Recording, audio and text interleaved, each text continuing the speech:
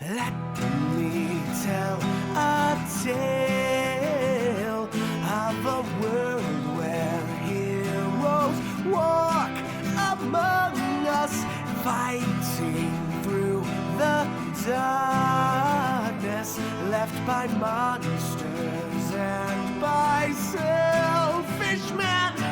A tale of glory rents asunder, sacrifice and battles lost. Our heroes know not what awaits them, and still they carry on. Let me sing a song of a family forged by trials and woe. On their own they falter, but together they will write their own tale of glory rent asunder, sacrifice and battles lost. Our heroes know not what awaits them, and still they carry on. What was rent shall be restored. What was lost now shall be found. The price of valor ever rising, but victory brings new rewards.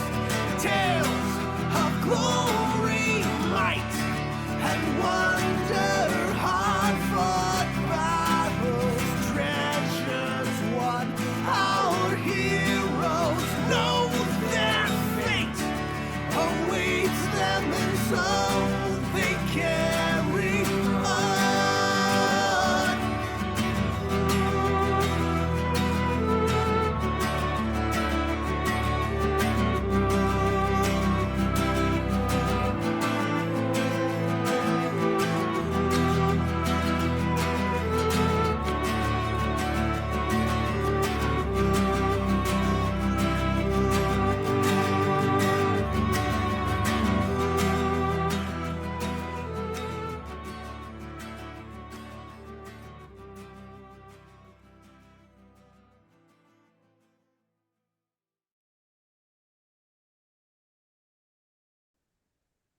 Hello, and welcome to Waterdeep.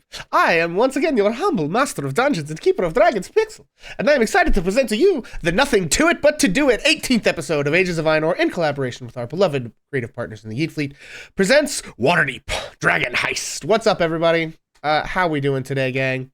It's been a while since we've been back, so we're gonna go over our usual housekeeping stuff for those who might be joining us, but for those of you who've been here a while, you know what we're about to say. Nevertheless, first things first, I'll be GMing today, so you may see some secret GM stuff. Things may be like semi-transparent or grayed out, or you might see my notes pop up on screen, things like that. Don't spoil that stuff in chat. The PCs will be hanging out with you guys in the chat and don't want to be spoiled on things. Second, please don't freak out about the rules. D&D has a lot of them, and we don't always get them right. Don't lose your mind about it. Third, don't be a wangrod. We do try to keep that internet toxicity out of here, so don't be judgmental about our players. Knowledge of the game or the rules, their character or roleplay choices, or really frankly anything about them or each other for that matter. And of course, as always, a reminder, we do release the show on the Ages of Einor YouTube the following week after each session.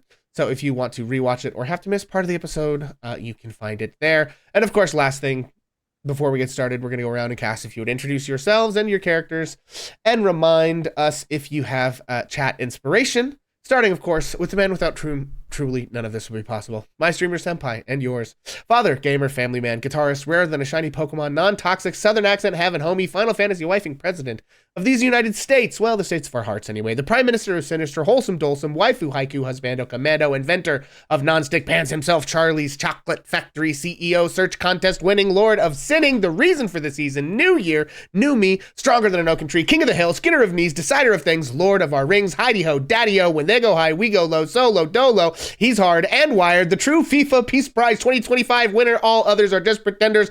God, King, Emperor of Dune. Dune his best anyway. One cool cat, a chilled feline, if you will, a Vincent Page.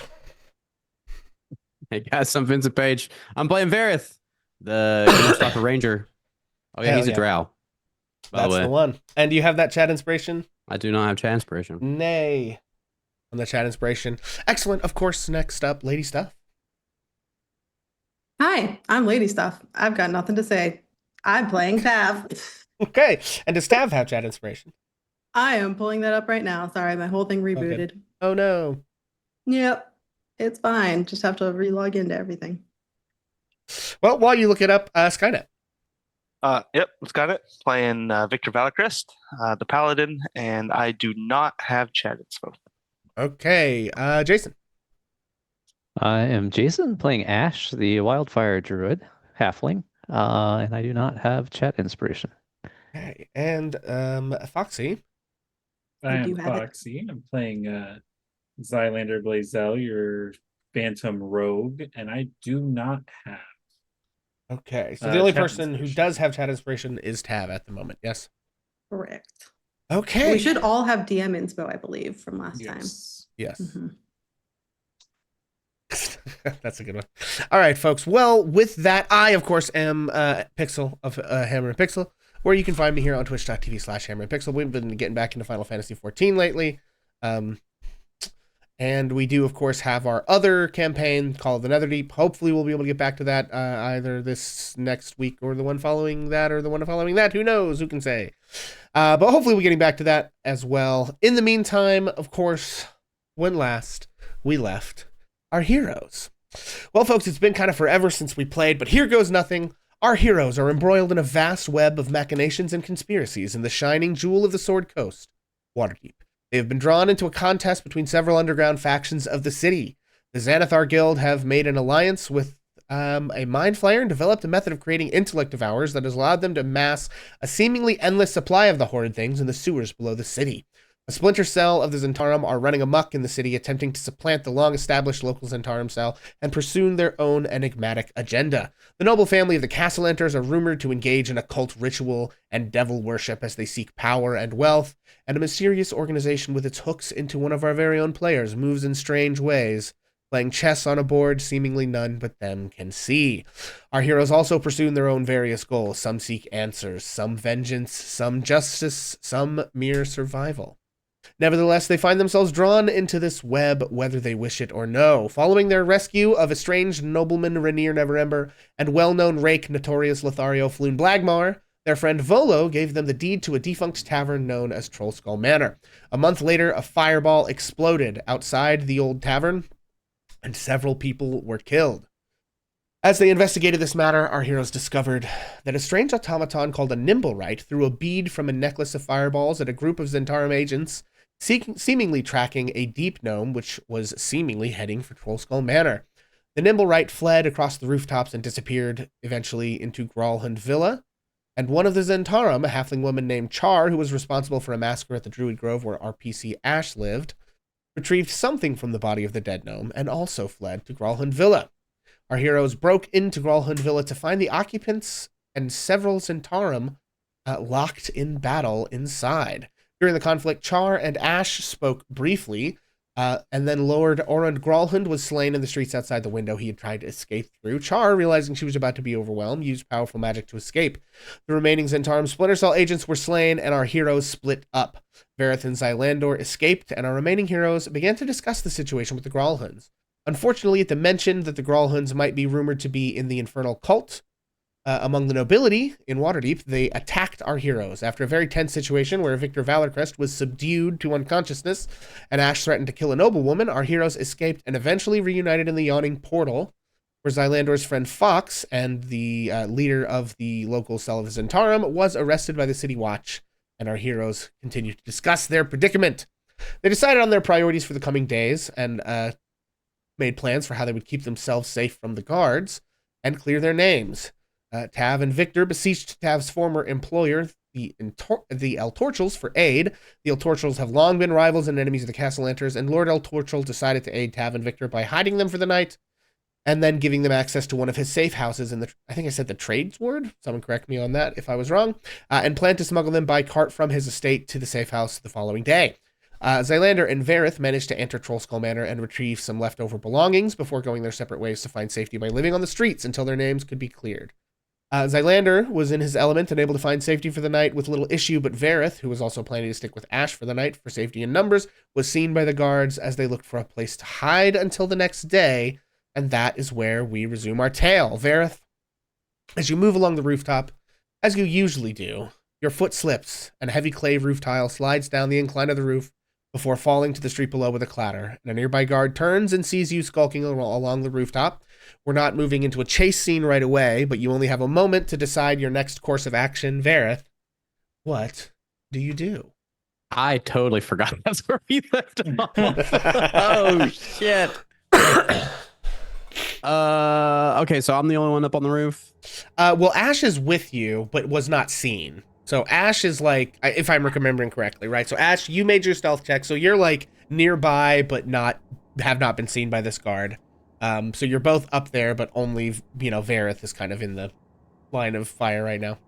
Okay, then just another quick question before I make my decision. We have a rendezvous point that we decided on, correct?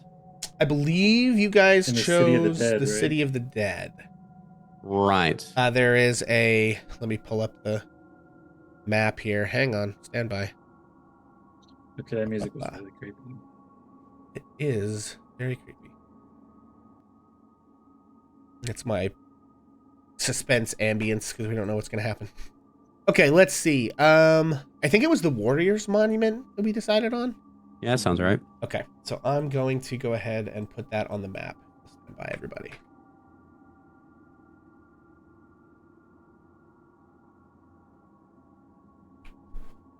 Boop. Okay, so over here, that's the Warriors Monument. It's kind of right in that building that's under the A in City of the Dead. Whoa. Okay, well, in that case, I'm going to look over to where Ash is at, and I'll meet you at the rendezvous, and I'm going to take off. That way, if one of us gets caught, it's just one of us. Okay. Fair enough.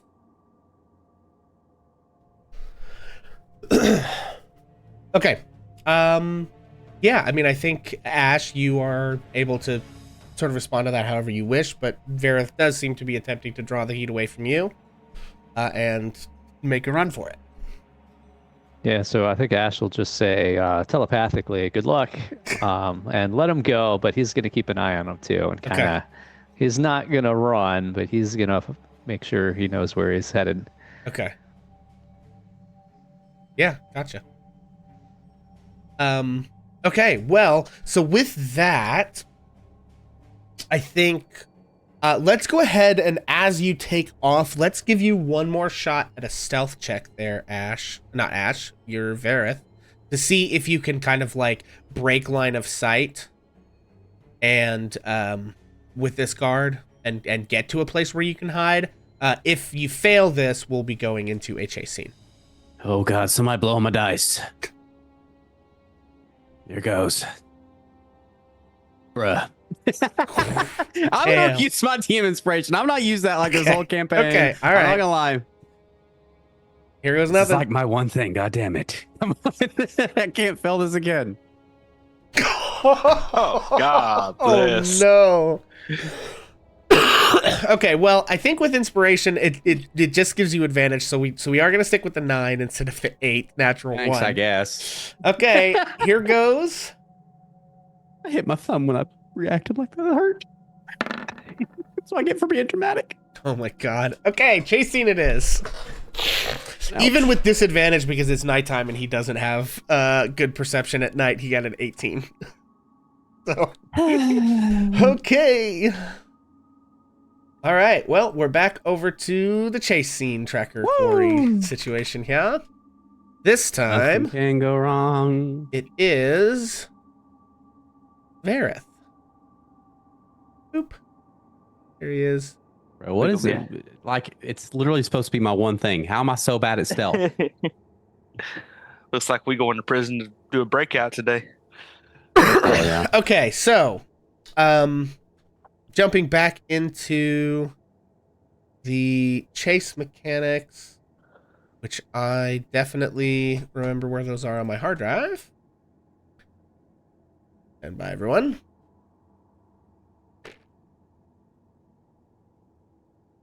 Okay. There it is.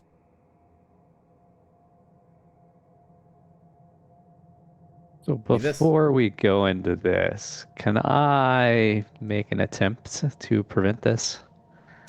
Sure. What are you trying to do?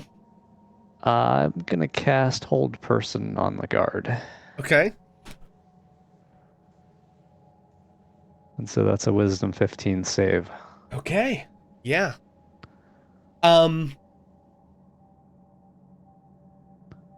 Yeah, let's take a look. Okay. Wisdom 15.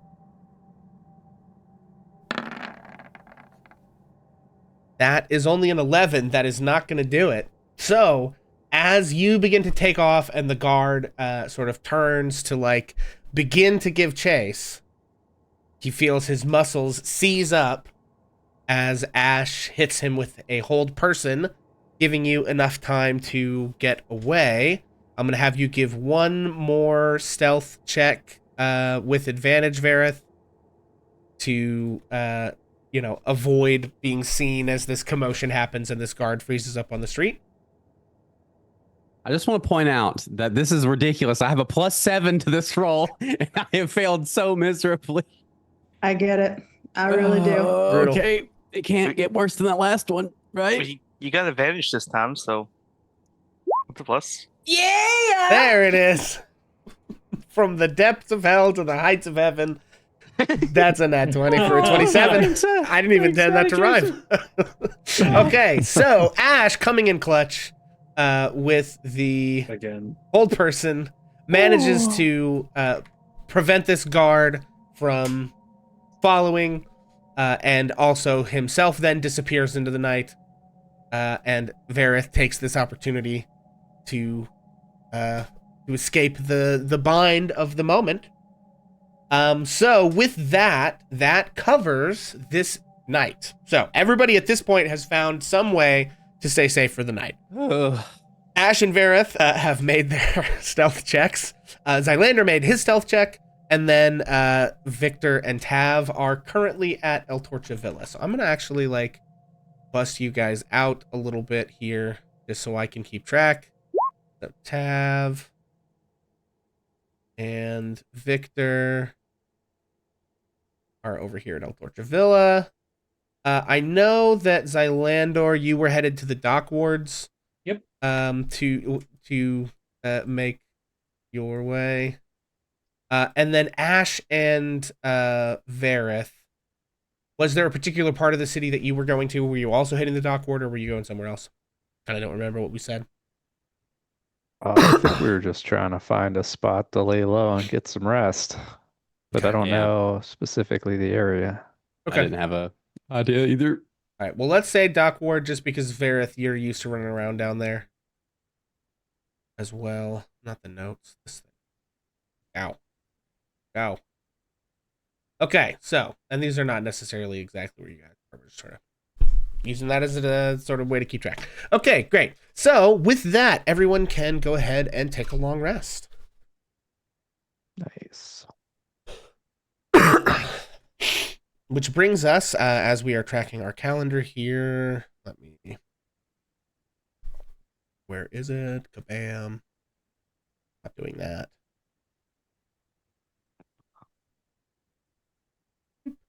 Okay, so that brings us now to the second day of Kythorn, where I believe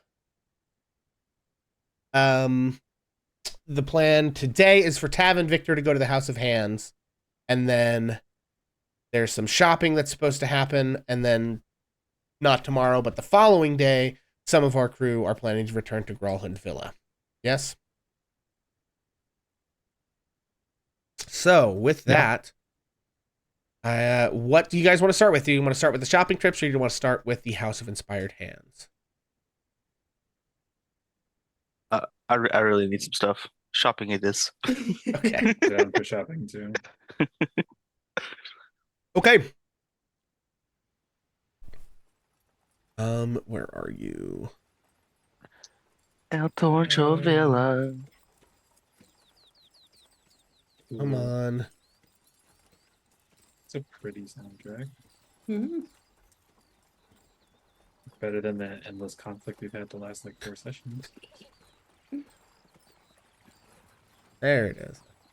Sorry, I'm trying to get the city ambience going, but I have so many ambiences, it's hard to find them. Okay, so, well, with that, then, we have shopping. So, what all are the shops? So, I know Victor needs some armor, and people are looking for, like, potions and scrolls and stuff that we talked about a bit, I guess. So, what do you guys want to do first? Also, Let me is get up is this here. the day Tav's going for the makeup or makeover / disguise situation? Sure, we can do that. Great. Cut to Cyndi Lauper. Girls just want to have fun. There's a whole montage. Shopping bags. Like an 80s film up in here. Victor's having to hold them all. Yep, Yeah. yep. She's dancing around. So many with everything. boxes. Tav is going through the dog ward like Belle from the Beauty and the Beast. Yeah. Meanwhile, Victor's know, carrying like but dang. 16 boxes. Okay. Them Well full of then, nothing but to start books. things off, Team subtle, ladies and gentlemen. Yeah. to start things off, let's do. Victor is in the market for some armor. Yes. I am in the market of anything to get my hands on a little bit better stealth. Yeah, I think the idea was to look for a breastplate, which is a medium armor that has either the same or better AC of what you currently have, but no disadvantage on stealth. Correct. So, there is a blacksmith in the dock ward. Let's see. Oh, and I gotta get a cloak too. Okay, so there's a couple of ways to go. There's a whole street of like there's a place called the Street of Smiths, which may not only exclusively have blacksmiths, but certainly has some blacksmiths, as well as there is a there's like a guild hall in the dock ward called the Metal House of Wonders, which has armorers, locksmiths, and adventuring gear and stuff. So, do you guys want to stick to the dock ward, or do you guys want to go further afield?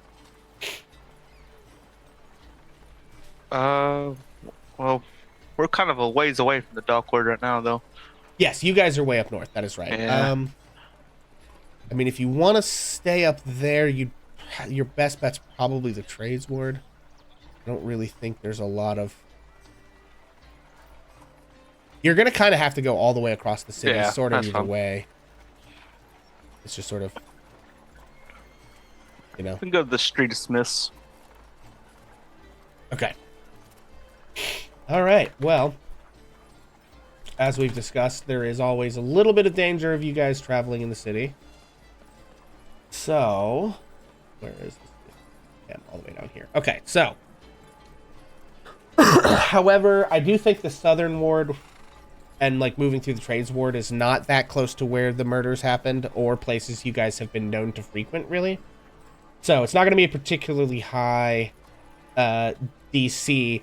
With this, I'm going to say make either a stealth or a deception check to sort of avoid being noticed by guards. And we're only going to put the DC at this on DC on this at 5 because again, you're pretty far from places where they really would be looking for you guys.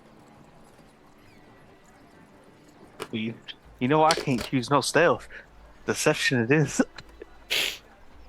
Okay, well, 7 does clear 5. It's not high, but it does get over the 5. So, okay, so, yeah, I mean, I think you guys can see that in some parts of the city as you're walking by, there are, like, wanted posters going up with your faces. And I think that sort of, like, rocks you a little bit, shakes you up.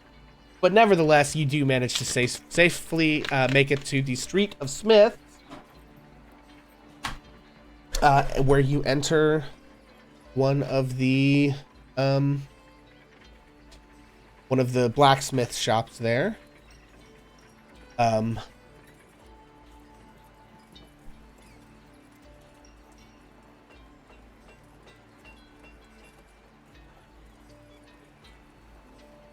yeah. So you walk in to a noisy smith shop.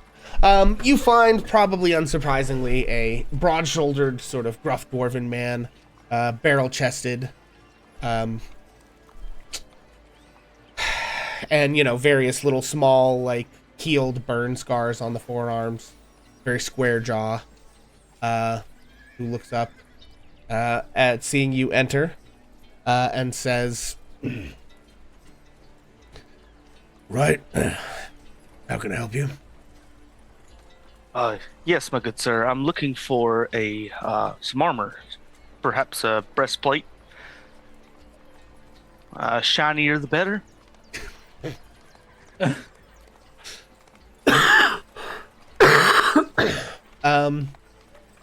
Kind of looks you up and down and says, "Right, over here," and shows you to his, one of the walls in the place, and shows you sort of a couple of, like, gleaming bright breastplates, and points one out and says, "I think this is about your size."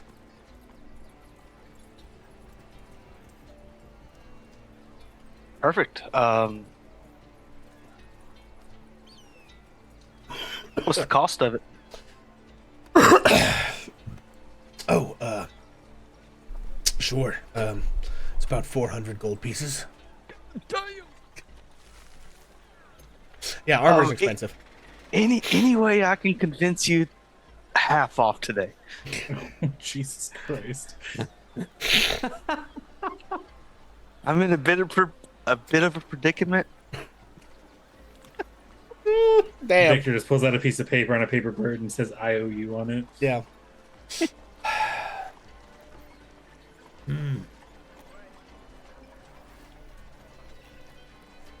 Oh man, that's...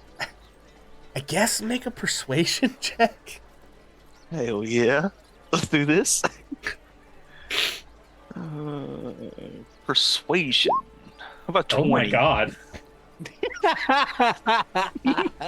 He sort of cocks his head and looks at you and says, You saved my cat from that tree that one time."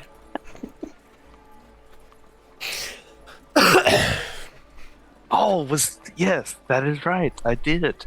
And as he Many says moons that, you ago. see this little calico cat that is sort of like... There's actually, as you look, like the breastplate is hanging on the wall. This beam of light is sort of coming in through the window and like shining down on this little like cat bed on one of the shelves where the cat is just sort of like sleeping, like completely unperturbed. And the dwarven man actually, like, walks over and climbs up a small, like, ladder so that he can reach the top of this shelf just to, like, pet the cat for just a second.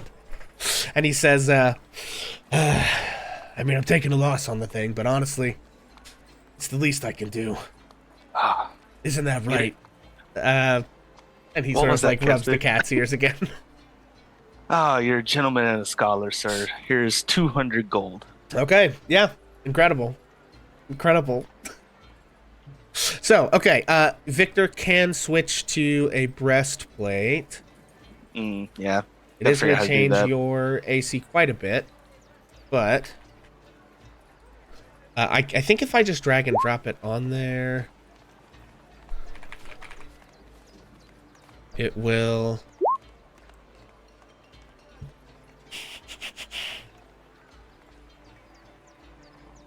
Okay. Warning, AC is not correct. What does that mean? Oh, let's see. Unequip extra armor. Oh, I think it's because I still got the chainmail on. Okay. Okay, I think it's right. Now. Okay. Not as tanky, but I guess I'm a little less stealthy. A little more stealthy, Little- maybe. All good. Okay, yeah, so you make this deal with Doran Ironbrow, the dwarven blacksmith on the Street of Smiths over there. Let's, I guess, make a note that he exists now.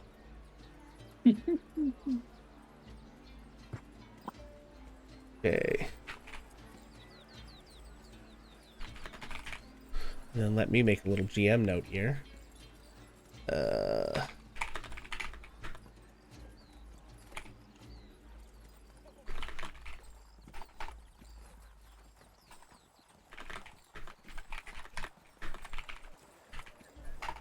There. So now hopefully I won't forget that. Okay, great. So that handles that part of the shopping.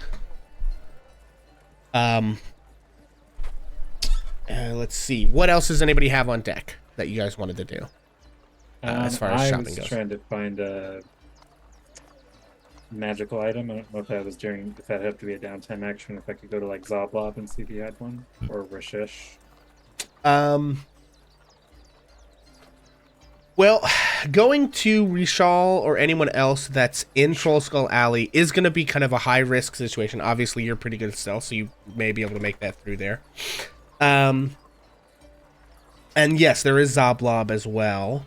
Although most of what Zoblob had was like little trinkets that kind of did like random stuff. What was the particular magical item that you were looking for? Something to give me the jump spell. Right. Yeah, we talked about that. I think that is something that's doable. I do think we'll use the downtime rules from the Xanathar's guide on finding magic items, which I can... Let's see. There it is. Downtime. Buying a magic item. What do you... Is this a secret what you're using jump for? Or have you mentioned that to anybody else? No.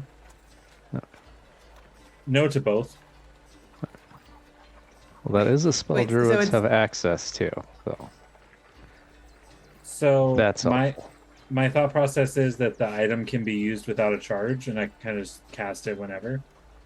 And it might be useful because I wanted to do a scroll of Misty Step, and then I realized, hey, I don't have access to any spells because I didn't pick Arcane Trickster, so I can't just use a scroll that I wanted to use.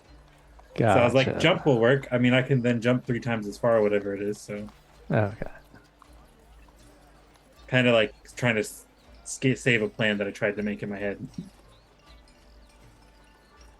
But I'm trying to remember what the gold requirement is because I do have some gold, but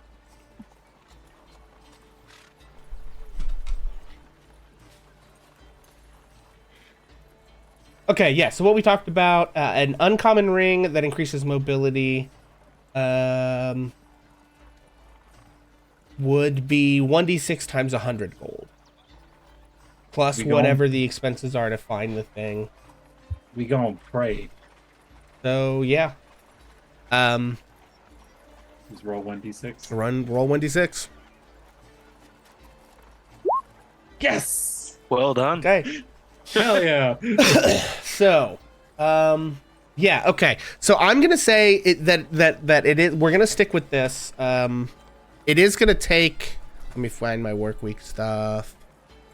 Okay. Buy ring of jump. It is gonna take a downtime action to like search out someone who can sell you this item. Okay. Let's see. Rolled 100 on d6 or 100 GP. So we'll deal with that when we get to like actually resolving the longer term downtime stuff. Did anybody else have anything? I know Tav wants to get a makeover / disguise. Anything else anyone had on deck for like potions or anything like that? I do still need the cloak, but I can get it whenever. Oh yeah, I think on that we don't have to role play that. Let's just Okay. let me look at equipment. Cloak. Okay. Where is... Okay, come on. Come on. Other adventuring gear. Okay, I'm gonna say that a cloak would be... Let's see. I'm gonna say it would be like 6 silver It would probably come in a pack of traveler's clothes, which is like 2 gold. So if you're just getting the cloak, Okay. I'm gonna say we're looking at 6 silver. 6 You silver. can just mark that off and add a cloak to your sheet. Thank you, sir. Okay. All right, and then I guess Tav, is there anything specific that you're trying to accomplish with your disguise situation? Well- Like, how are you approaching that? First main thing is to the hair salon to see if they have some sort of not bleach, but like hair dye remover to just Okay. like return your hair to its natural color. Sure. I mean, I would imagine that there are like alchemical kinds of things people make for that specific purpose. I So, was looking Perfect. for some yeah, color. I think so. Perfect. I would love to do that first. Let's see. I did also. I tried to go in my character sheet and update the token with the new Hair color the new situation. do. Yeah. Okay. I guess send me that when you get a chance, and we'll get that adjusted. Yeah, So I'm it gonna doesn't, say I can't update that. myself. Wow. Yeah, I don't. How much does like getting your hair dyed? Depends on the hairdresser Sure. and the amount of hair that you have. Yeah. Well, I mean, listen, you know more about having long hair than I do, for sure. So. Yeah, I mean, for like if we're talking just like a pretty straightforward color remover situation, like 100, Okay. So, straightforward. 1 gold. Great. Okay, I'll take that out. Okay. And then yeah, she's just gonna go shopping for some just like more basic clothes. Okay. Yeah. So clothes, common. You're looking at 5 silver. Okay. And that's all. Okay. Well, with that, then, I think that takes us to, again, not to just focus on you guys so much, but that's just the order of it. At the moment, Tav and Victor heading towards the House of Inspired Hands. And 4. Okay. Where is... Okay.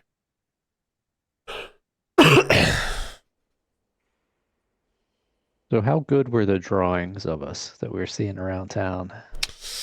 Also, are there ones for all of us from what they saw, or because I was not present for a lot of that? Yeah, I mean, I think the ones for Varith and Xylandor are worse, for sure. Because the only people that saw you guys were the guards outside that were in the middle of a fight when you sort of like ran through the room.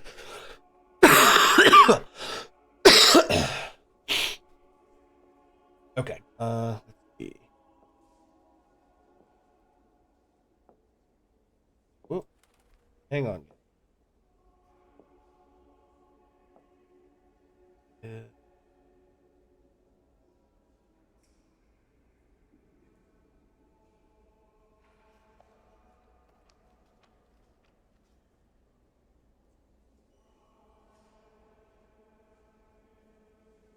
Oh, you know what?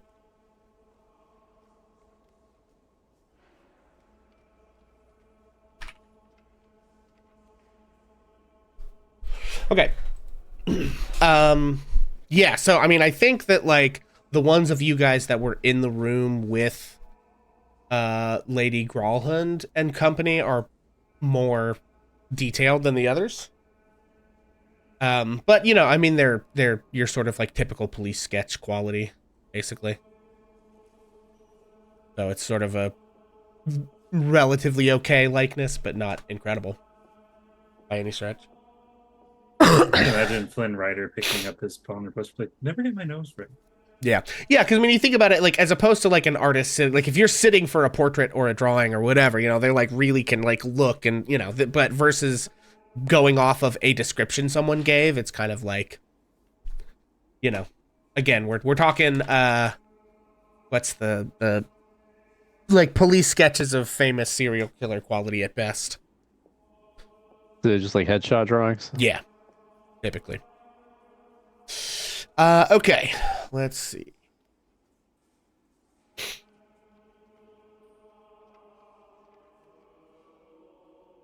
All campaigns not to be a changeling. Yeah, so as you approach the House of Inspired Hand, go ahead. I've been waiting for before we go in, Tav is going to go ahead and cast Disguise Self. Okay. To just, nothing like drastic, but just to make her face like just a little bit different. She's going to take away the very prominent, dragon scales on her face. Okay. Where'd she go? Oh my gosh. Dear Victor, it's a spell. Oh. Okay. Oh, Vicky. Carry So, the platypus moment. as you Daisy. approach the House of Inspired Hands, the House of Inspired Hands itself looks kind of like a cross between a temple and a workshop. You can see the symbol of Gond, which is a toothed cog with 4 spokes, displayed prominently above the door. As you approach, you see the silhouette of a humanoid shape perching on the rooftop. It extends an arm and releases a shiny metal sparrow into the sky. The bird does a few loops in the air and then makes a beeline for you guys. Sorry, say that again. A sparrow? A Like the shiny sign? metal sparrow. No, okay, so there's a sign above the door, which is like a spoke, like a cog, Okay. Okay. And then, completely unrelated, standing on top of the building is a humanoid shape Okay. on the roof, which is not like he's like on the roof, like on the angle. It's like there's a place to be on the roof, and he is. Oh, You know okay, what I mean? I'm thinking like Assassin's Creed shit. No. Like there's it's sort of like imagine like a modern like flat topped building. It's not quite like that, but like there is a flat part on the top of the building where this guy is. And he's not like looking at you or anything, but he's sort of like, or whatever this humanoid creature is, it sort of releases something into the sky from its hand, which you see glinting in the sunlight, but also flapping wings. It is some sort of metallic bird, which like flies around a little bit, and then is basically dive bombing directly at you. So go ahead and you guys please roll me some initiative. Just the two of you who are there. Excuse me? I said what I said.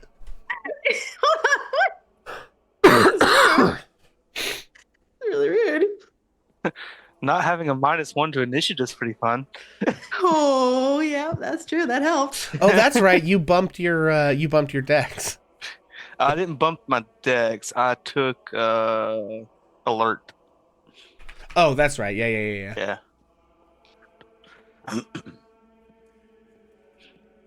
Okay. Anxiety. All right, feelings and to- Tav. Okay, we need to. Give me that. Add turn. So a humanoid creature like releases a mechanical bird, and the bird goes, and suddenly we're in initiative. Yeah. It's just Well, Bird okay, so Jesus making an appearance. Sure. Yeah. Cool. Bird Jesus is definitely. This is more like Mecha Bird Jesus. Mecha Barbara Streisand. Exactly. Anyway, yeah. So basically, this thing is like it's not that big. It's like the size of like a sparrow, but it is made out of pure metal. And he releases it, and it flies around a little bit, and then it dive bombs you. So this thing is like But there's clearly also, like zooming Glitter in straight the at you. air, like a magical fantasy world with glitter in the air while this happens. Glitter in the air? Is that? I thought I heard you say there's like It's a like- fantasy world, not a strip club. No, I'm saying. We were already in the I strip thought club, that and you Victor made a friend actually. So we've already done that episode. Did do Sorry, I that. thought you said that the bird like released. No. Stuff. He's holding it in his hand, or Okay, whatever this creature okay. on the roof is that you can't really tell from this distance. It is humanoid. It releases is holding the bird, and then and then okay. the bird goes wee, Now I get it. and then it Now flies I get it. around a little Okay. bit, like it's enjoying the sunshine or whatever, and then it like And just then dive bombs us. bombs Got you it, for some got it, reason. Got it.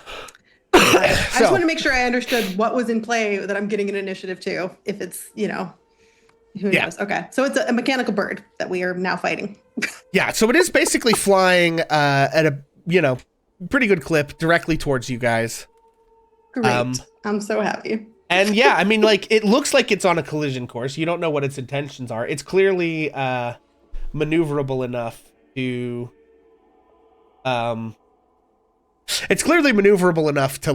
to change course, but also does appear to be veering directly at you.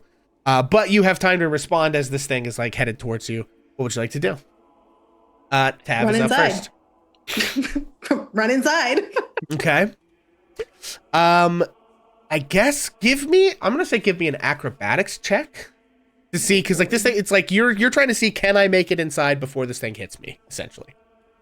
So Do I know how far am I from the entrance? Like that's going to be determined by the acrobatics oh, check. it's gonna be okay. We're sort of in theater of the mind, and we're trying to figure out like. got my hair done. Woo! Okay. You see, you look at you like turn to look at the door. No way you're gonna make it. Absolutely no way you're gonna make it. You don't like trip or anything, but like they're just like you can tell you are too far away to be able to sprint in there before this thing like intersects you. Yeah. You know. Yeah. So this is great. I'm really excited about this. I don't know what it feels like. They're not gonna like us to attack their creations. This is like the House of Creation shit. So I want to do something other than actually attack it. Okay. Like I'm gonna try and do create a sound or an image of an object within range. How big? I think I can do like a small illusion. Okay. Yeah, so I'm gonna try and cast minor illusion. Okay. Yeah, and try and create like another little bird friend for it to be like, Okay. oh, hello, bird. Gotcha. There's two of us. Okay, yeah. So go ahead and tell me what your spell save DC is, and this thing is going to try to make an investigation check against your spell save 14. DC. 14. Okay. This thing does not have any pluses to this, so Please. that is a Nat 2. 20. Oh, Yes. Okay. Good. So Good. where does your bird fly? Like, is it just like flitting in the air, stationary? Is it moving? Like, what is your minor illusion? Oh doing? no, yeah. It's gonna like try and like it's gonna like fly in a little circle around it and be like do, do, do, do, do, and then try and like Okay. distract it away. All right. So Don't as make that it sort face, of like Phoebe. flies Don't. in a circle, this thing veers off of its course with you and starts trying to follow this thing because it's like metal and your thing is an illusion. It doesn't have as good of a turning radius and loses control of its flight and smashes into the side of the temple and then falls to the ground. Oh. And it's just sort of twitching, and it's like it looks like something mechanical that like the gears inside it are still turning, but like the mechanism isn't quite right anymore. Tab's gonna immediately run over and go, I've got great news. We're at the mechanical doctor's office. Help is on the way, dearie. Okay, well, yeah, so you can pick up the thing. It just continues to sort of like, it's like a wind-up toy that's like busted. You know what I mean? So like it just is stuck in the same part of the loop of whatever its little situation is. Great. Victor, we should go find some help for this poor little sparrow. okay. Okay. On we go. Yeah, so you guys enter the temple. Inside the temple, it's kind of a relatively open floor plan. And instead of like, a cathedral with like pews and stuff, you're looking at like a bunch of workstations, basically. And so, there's various people buzzing about doing various little like mechanical projects, tinkering and all of that kind of stuff. And then you can also see in the main hall of the temple, there are a bunch of like marble pedestals. And each one has sitting on top of it some sort of interesting looking object. If you want to look at those in more detail, we can talk about what exactly you find. Yeah, I mean, I think I would love to take a look and see what's on these pedestals as I gently coddle this twitching bird. Sure. Yeah. So the ones that kind of stand out on one of the pedestals is a 4-foot tall working model of a clock tower. And it does ring, indicating that the time is 1 p.m. So at the top of the hour. Nice. It is made of wood, iron, bronze, and glass with brass bells and delicate hands formed from solid gold. You also see a little miniature wooden flying machine with wings that flap when it becomes airborne. You see someone is like demonstrating it to somebody and kind of talking about the mechanism so they engage it and it like floats up a little bit. There's a miniature model of a mechanical dragon turtle that has a brass plate affixed to its pedestal that reads Big Belchy. Sank in Deepwater Harbor on the Day of Wonders in 1363 DR. What's it called? Deep Belchy? Big Belchy. Big Belchy. Big Belchy. Big Belchy. Yeah. You were Big putting way too much Belchy. flair on that name, buddy. Big Belchy. Big Belchy. Belchy. And what year was it drowned in the sea? 1363 DR. 1363 DR. You Cool. see a functional waking helmet equipped with small articulated metal arms and hands that gently slap the wearer if he or she falls asleep. And a miniature model of a red submarine shaped like a manta ray with a brass plate affixed to the pedestal that reads, The Scarlet Marpenoth, Lantanese submersible launched in 1489 DR. While you guys are looking at that, if you would both go ahead and give me a perception check. Yeah, I'm actually not doing Okay. bad today. Okay, there it Vicky. goes. Give me gonna talk. Listen, I'm staring at this bird that you destroyed. Yeah. I was gonna say he's looking at Big Belchy like Big Belchy. In any case, Tav, as you're looking around for maybe someone to help you with the sad little bird creature in your hand, you glance around and you see a familiar face. Cece is over in the corner. Oh, I was wondering if he'd be here. And you can see Cece is like sitting at one of the like little work tables, and there is a dragonborn individual, actually, a bronze dragonborn who is tinkering and adjusting this like mechanical and wooden hand that you've seen Cece in possession of. Okay. Cece. Oh, hello. Oh, holy cow! Hey guys! Oh, I didn't think I'd see you here. What brings you guys to the House of Inspired Hands?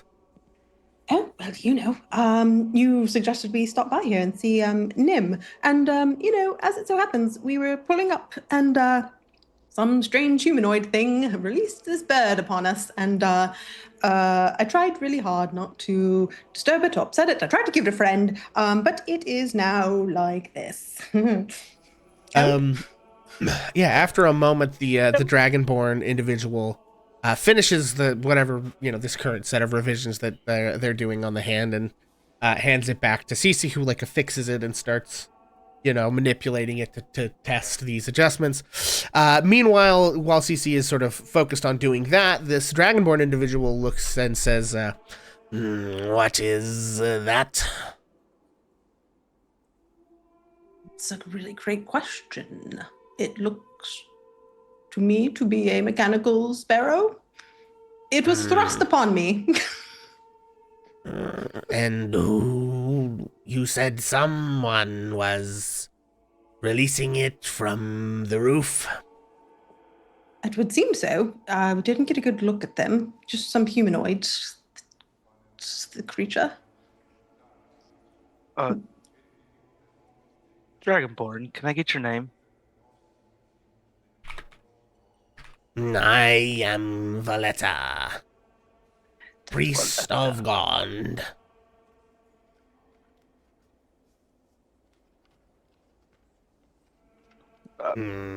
Pretty name. Thank you. I think perhaps is all well with the hand, Cece. And Cece says, Oh yeah, well, I think I need to test it out a little bit more. Maybe play some music with it. But I know I think it seems like it's working fine for now.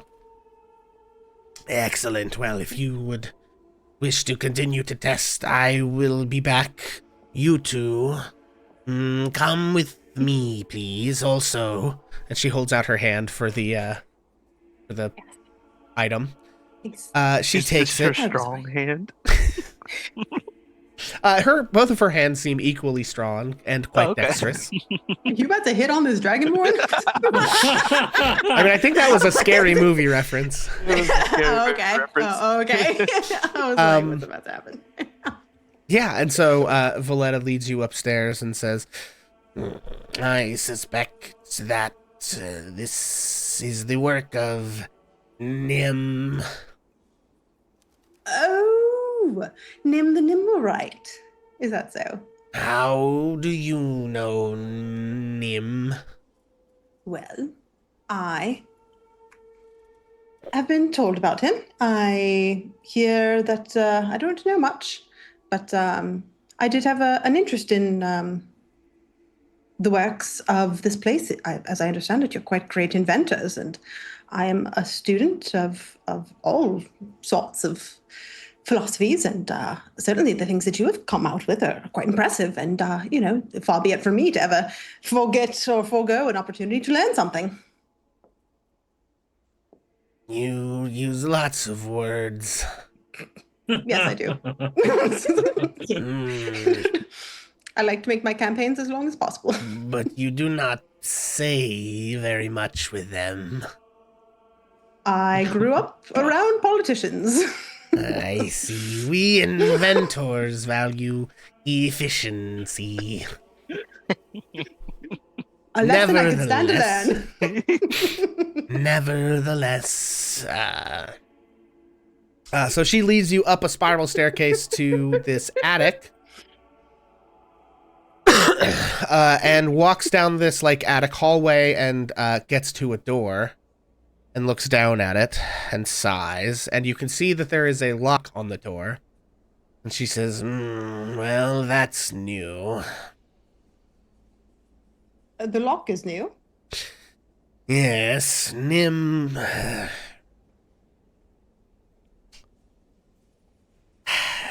I guess he made it. Wanted a little more privacy, eh? He is troublesome from time to time. Ah, yes. The bird swooping upon my head the first time I saw him certainly gave me that impression as well. Yes. Well, Nim understands common but cannot speak. We have developed a means of communicating with it through gestures. If you wish to speak with him about his invention attacking you, we would understand. That would be lovely if I could get an audience. Nim! Get over here! In a few moments, you hear some hesitating steps coming over towards the door, and you look through. There is a barred window in the door. And Nim sort of stands there with his wooden face, sort of looking at you. He cocks his head. Oh, like a prison. Oh. Well, to be clear, he did lock himself in there. I don't have the key to that.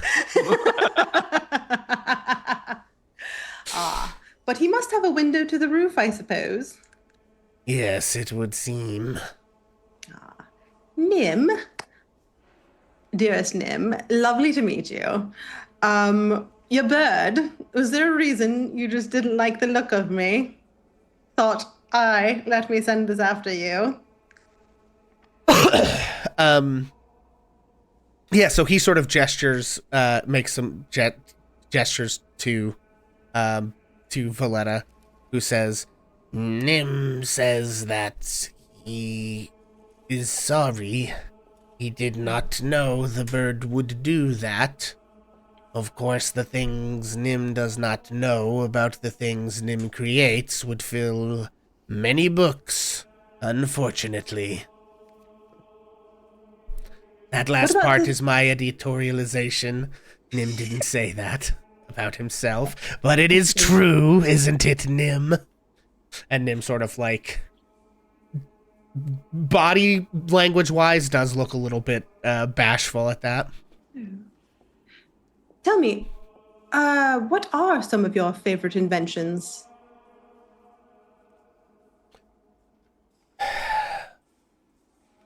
Do you have any role to play in creating nimble rights, or? With that, you see Nim sort of like flinches, Oh, and Valletta sort of like lifts an eyebrow. what's wrong? After a few moments, you see a look of astonishment come across Valletta's face, and she says, Nim says that he built a nimble right to ease his loneliness, but it fled in confusion and terror about a month ago, and he hasn't seen it since. Oh, Nim, I'm so sorry. You know, I often have those around me also flee quite quickly. So I certainly understand how difficult that can be. Is there any way we can help you find them? Have you looked? Make a persuasion check. Okay. Just know if it's bad, I'm rolling again. Okay. It ain't great. We're doing a chat. Okay. Chat inspo on that one? Yep. Chat inspo. Be gone. Persuasion. That'll do it much better. After a few moments, Missed it by Nim one. sort of like retreats back into the room, and Valletta says, excuse me for just one moment. And she like walks back downstairs for a few moments. Nim comes back up to the door and sort of passes out through the bars. A strange contraption about the size and shape of an umbrella. Do I like bad luck to open them indoors? Should I wait till I go out? He sort of like looks at you and shrugs. He doesn't really have a way to communicate with you without Valletta here. Right. The whole you can understand, but you can't speak back. You know, I've got a friend who's kind of like that, right? It's very quiet, doesn't say much. I really fill the void. But this will find your friend? Is this part of your friend? Yeah, and a few moments later, Valletta returns with a couple of acolytes, one of whom takes a crowbar and like breaks the lock off the door. And they open it, and the acolytes walk inside, and Valletta says, Nim, unfortunately, we're going to have to take your tools for this. And there's a bit of a Why? conversation. Well, he created a sapient being that is now presumably running amok, lost and terrified in the city. Who gods only know what it's getting up to. I mean, you're right, but also, have you ever thought about asking him No good. for a friend? He's clearly quite lonely, and maybe he could get a pet or something. I mean, just something to keep him company. If he's that desperate that he would do such a thing as create another sentient being, it's natural to be lonely. I never really thought about that. Hmm.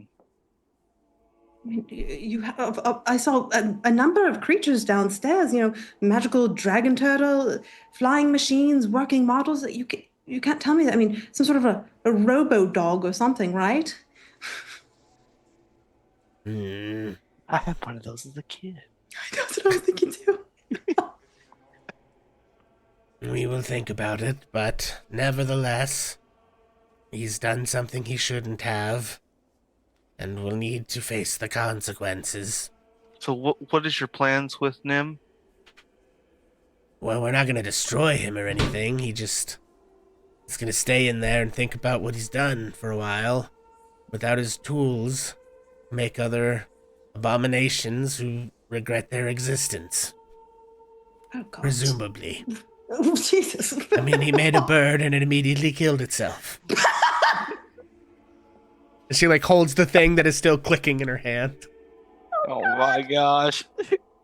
I believe it was an accident. I believe it did want to continue to live. However, it got confused by the existence of a illusionary friend, couldn't turn, really wanted to join it on a fun flight, and boosh, boom. So you killed it. I mean, it's not alive. Let's be clear. It's not alive, really. Yeah, I know, but you know, what's real, what's not real. The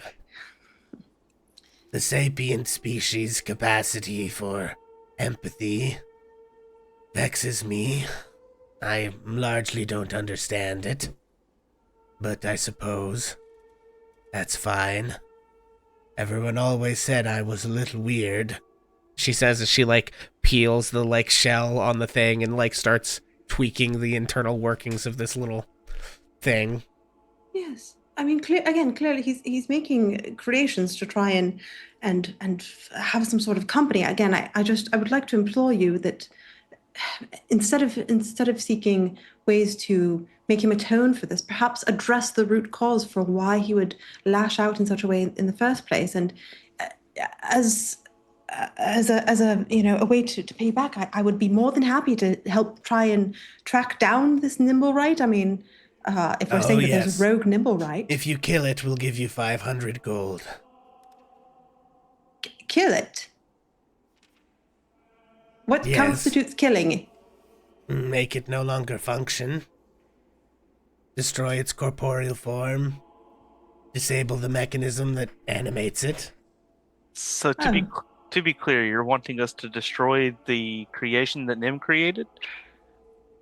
Yes. For 500 gold.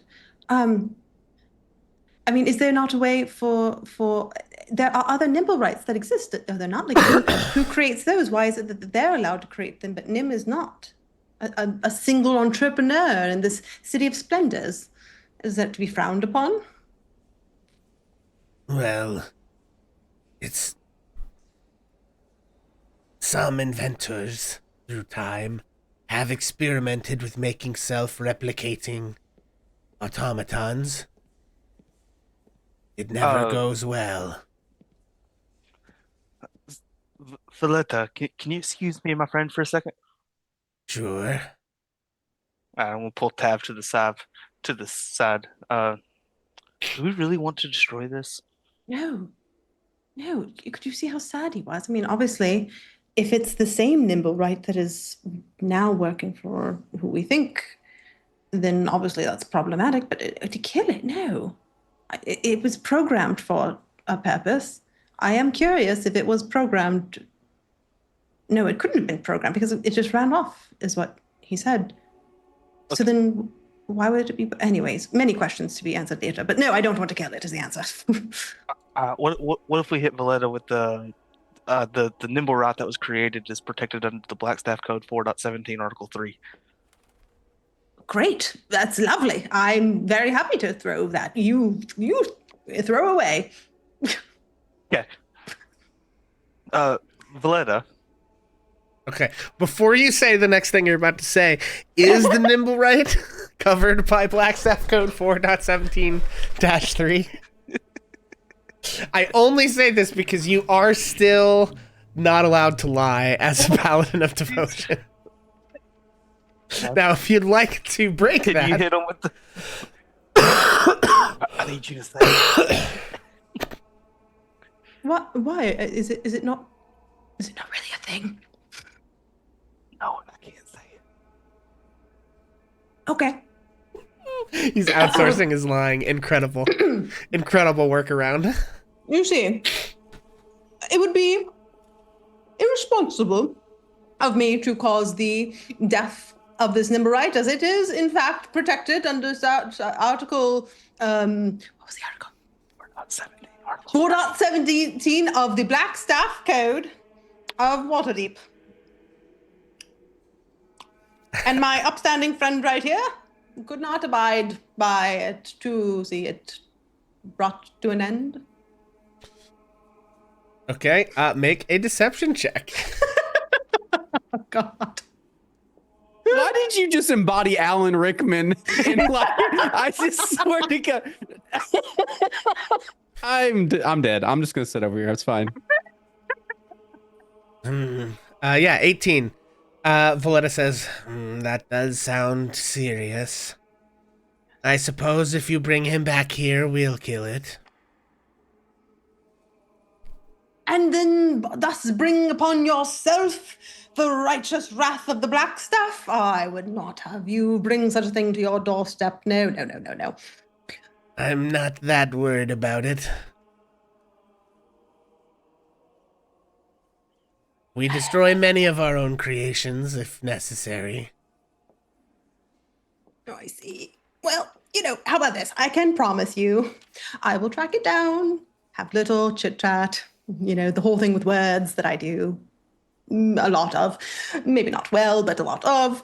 And we'll take it from there. How about that? Does that sound good? At the very least, I can apprehend this rogue fellow. Fair enough. And she looks over and they has sort of a conversation with Nim for a few moments and says, Nim says that contraption he gave you will react in the presence of a Nimblewright within... Hang on, there's a number on this. Stand by. Come on. It will make a noise whenever in the presence of another Nimblewright within 500 feet. And it sort of gets louder and noisier until you're within about 30 feet. Oh, great. Okay, about 30 feet. Okay. Oh, that's great. Thank you. Thank you so much. Nim, thank you. And I think Tap's gonna look very seriously at Nim and say, I would not personally want to anger the Blackstaff. And so again, what I can promise you is that I will apprehend this rogue individual. And what the gods deem happens after that, I cannot say. Nim says, none of us ask to be born. I suppose he's right about that. At this, you see a couple of acolytes leaving Nim's room with a bunch of screwdrivers and saws and little doodads, and then Valletta closes the door. And Nim before she closes it, can I try and take a little peek and just get a sense of where the if there's any way that they're gonna guard off his window to the outside? Sure, make a perception check. No. Oof. No. Well, No. you go to look inside, but you are distracted by just something about Nim doesn't have facial features that move, right? But Nim looks very sad. Oh. And the door closes and Valletta gestures you down the stairs. Thank you. Thank you kindly, The Valletta. House of Inspired Hands, everyone. It's so inspiring. As you make your way Okay. back down, you see, of course, CC still sitting there, and he waves at you with his hand working. Hmm. Hi, CC. Hi, Cece. And We best be off. very well. I agree. If you bring me proof the thing is gone, you will be rewarded, or if you bring it back, we will deal with it. Lovely. Your help It was is sort of deeply appreciated. happy as ever to be a servant of the city for this most inspired house of hands. May your work be ever functional. That was a very efficient blessing. Thank you. I've learned already. Okay, and you make your way back out to the city. Gods, I never want to step foot in that place again. It's terrible. I don't know what you're talking about. Valetta's such a nice lady. He's so mean. Prisoners. He's so mean. I talk so much. Only my friends can tell me that. Listen, I think we all know what's going on with Valetta, okay? Okay, anything else, Tav and Victor? You now have you can put this on whichever one of your sheets, an object called a Nimblewright detector. Oh. You want to put it on yours, Tav? Really on the nose there, you know? Yeah. It leaves no room for Gee, I wonder what this confusion. does. Yeah, yep. Yeah. There's no going back in the character sheet later and be like, what is this thing? Yeah, what? I have an object on here. I'm not sure what it does. Or where we Although got this it. does beg the question, have I been spelling nimble right correctly or not? Nimble, and is it W-R-I-G-H-T? Yes. Or is it W. yeah. Heck yeah. We got it. The Nimblewright. I don't know why, because whenever I put just right, it didn't look right. And I said, what if it's like a right? When you put Fancy. right, it didn't look right. What do you mean? Exactly. I It don't get didn't. I don't know how to explain it. It didn't look It nimble didn't right. look right. It looked left. It looked left. Okay. All right. Also, a thing I forgot to do is that what's his face? El Torchel did give you access to his safe house, which is all the way over here in the trades ward. Incidentally. Perfect. So, moving around the city is still a thing you'll have to pay attention to, and if you let anyone follow you back here, obviously the place will get burned, but in the meantime, No pressure. yeah. Okay, so with that, we've handled the trip to the House of Inspired Hands. You've got essentially 2 days before the Gralhund Villa crew are planning to meet up and revisit Gralhund Villa. But is there anything else you guys want to do in the meantime that we need to deal with?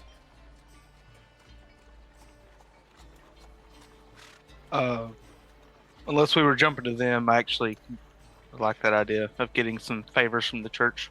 Okay, sure. You can do that. Let's see.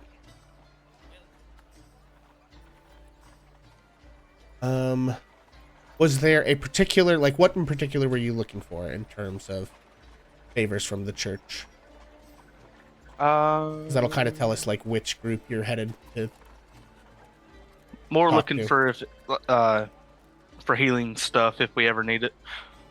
Okay, so you're looking for, like, healing potions or, like, scrolls of healing spells? Yeah. Okay. Are there any, like... what am I trying to say? Okay, so are you looking for stuff that'll, like, get rid of status effects, like restoration spells, or just, like, pure healing hit point damage? I'm gonna go Probably with hit point damage. hit right? point Yeah. damage, yeah. Okay. And are you have, like, 2 favors, I think we said, right? Because you spent, like, 2 weeks in the last set of downtime working Yeah, with the... I currently still have 2 favors already. Okay. But So are you cashing in both of those favors or just one? looking to cash them in, both of them, and potentially get some more, unless I can't do that on this one. Yeah, I think you would have to, like, do more downtime work for them to accrue more favors with them, if that makes sense. But if you're just trying to get, like, healing stuff, why don't we say, first things first, roll me 1d6. Actually, roll me a d6 with advantage. So just roll me 2d6 and give me the higher.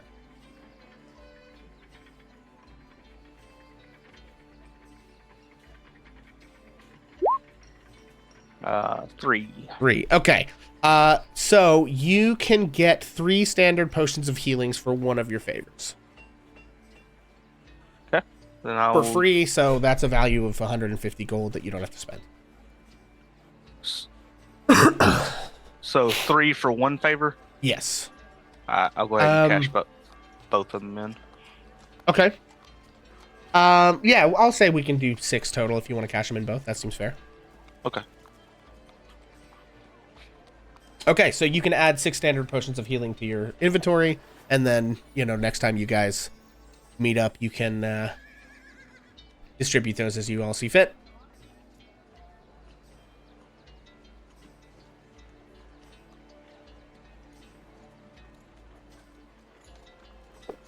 Sounds good. Okay, so let me put actually on my. Hang on here. You know what I should do? Okay, hang on, gang. I'm gonna make a link to my table of contents. That way, it's gonna save me some scrolling in the future. I don't know why I didn't think of this before. Blam. Okay, wonderful. And then I can use the table of contents to get where I'm trying to go. And the only reason I'm doing this is Victor. Okay, bought armor. And spent church favors. It would help if I could spell.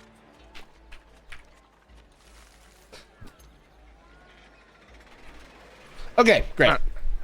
All right. Well, if that's that, then anything else that our I know you guys have been cooling your heels for a minute, and sorry about that. Anything else that our Gralhund Villa crew are doing in the next 2 days before you go to the Gralhund Villa, and then I guess maybe the night before you guys will meet up at your meetup point in the City of the Dead.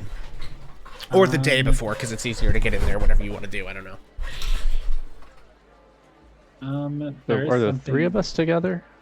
No, I'm. Or Silander's off on his own? Yeah, I mean, like, what we're sort of in a floating bit of time here. So any of you can meet up kind of at any point you want to say, oh, I would go find so-and-so, and we would meet at X or Y or whatever. But, currently Ash and Vareth are moving together. Zylander is running solo, and the other 2 are running together. So... But like I said, you can meet up at any point you want to.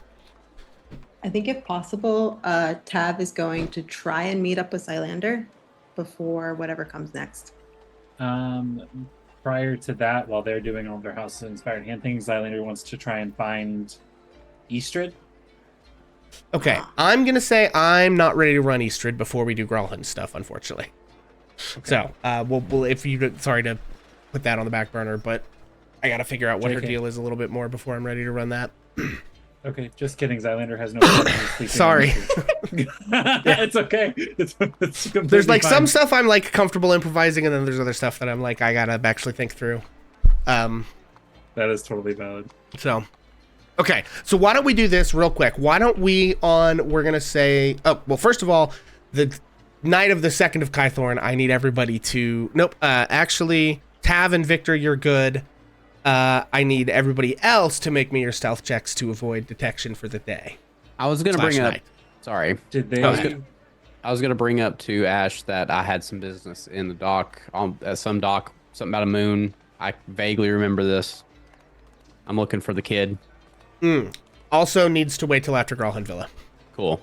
And then there's actually only one other conversation I want to have with Ash, which can be pretty straightforward if we need it to be, but. Okay. At some point, Vareth would ask, you found Jar. What's the next move? Try to find her again. I don't know. She's apparently got some kind of high-level magic, so she's working for somebody, I guess. I don't know how she was able to get out so easily. So keep looking. That's what I'm going to be doing. If you got any tips, let me know. But also, we kind of got to lay low now, so this is going to be even harder. Got the guards after us. Have you been in this situation before? You tend to lay low. I don't know if that's because you're actually looking out or just being careful. That's only been my entire life. So, got any tips? What should I be doing right now? I think it takes a minute to answer. Honestly, I'd say you have an advantage. You have a bunch of friends that are looking out for you. I most certainly did not have that previously, so I think we're in pretty good shape. All right. Got a good team.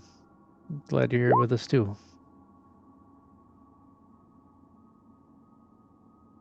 That's really all he had to say. I just wanted to know if there was anything you wanted to do about that. So I'm with you. Yeah, I mean, Ash is definitely interested in continuing to try to find out anything he can about the whereabouts of Char or yeah, anything about the Splinter faction. But also a little nervous right now, given the guards are after us, so isn't going to be out too aggressively doing that. But you know, when we're not in the middle of Grawlhun Village hunt, we'll be out listening. Okay. You know, Trying I to find- lied. I do have a lore drop actually that I think I'm going to drop right this minute. Okay. Okay. I think that because Ash brought it up, I will admit that things are a little bit more complicated now, being more wanted than I usually am. I'll spare you the details of how or why, but I was on the run for a really long time in the Underdark. And I was pretty much alone until Jerry found me, of course. But there was a group that got me out. And I owe the group a lot. With me being wanted now, they're going to be pretty upset with me. And I feel like you deserve knowing that since you're kind of right in my proximity. You gonna be in trouble, or are they just gonna be bad? Well, it's not the kind of group that likes loose ends. And I know an awful lot about how they work. So if I get arrested, then I think all bets are off. Well, can't let that happen then. But also, you need a safe place. Like, a place outside of the city. Usually don't let outsiders in, but for friends, we could make an exception. Well, I appreciate that. Hopefully it won't come to that. Maybe we can keep avoiding, but maybe before too long I can cut ties with them and we can all move on with life, I suppose. Well, hopefully we can get all of this cleared up soon.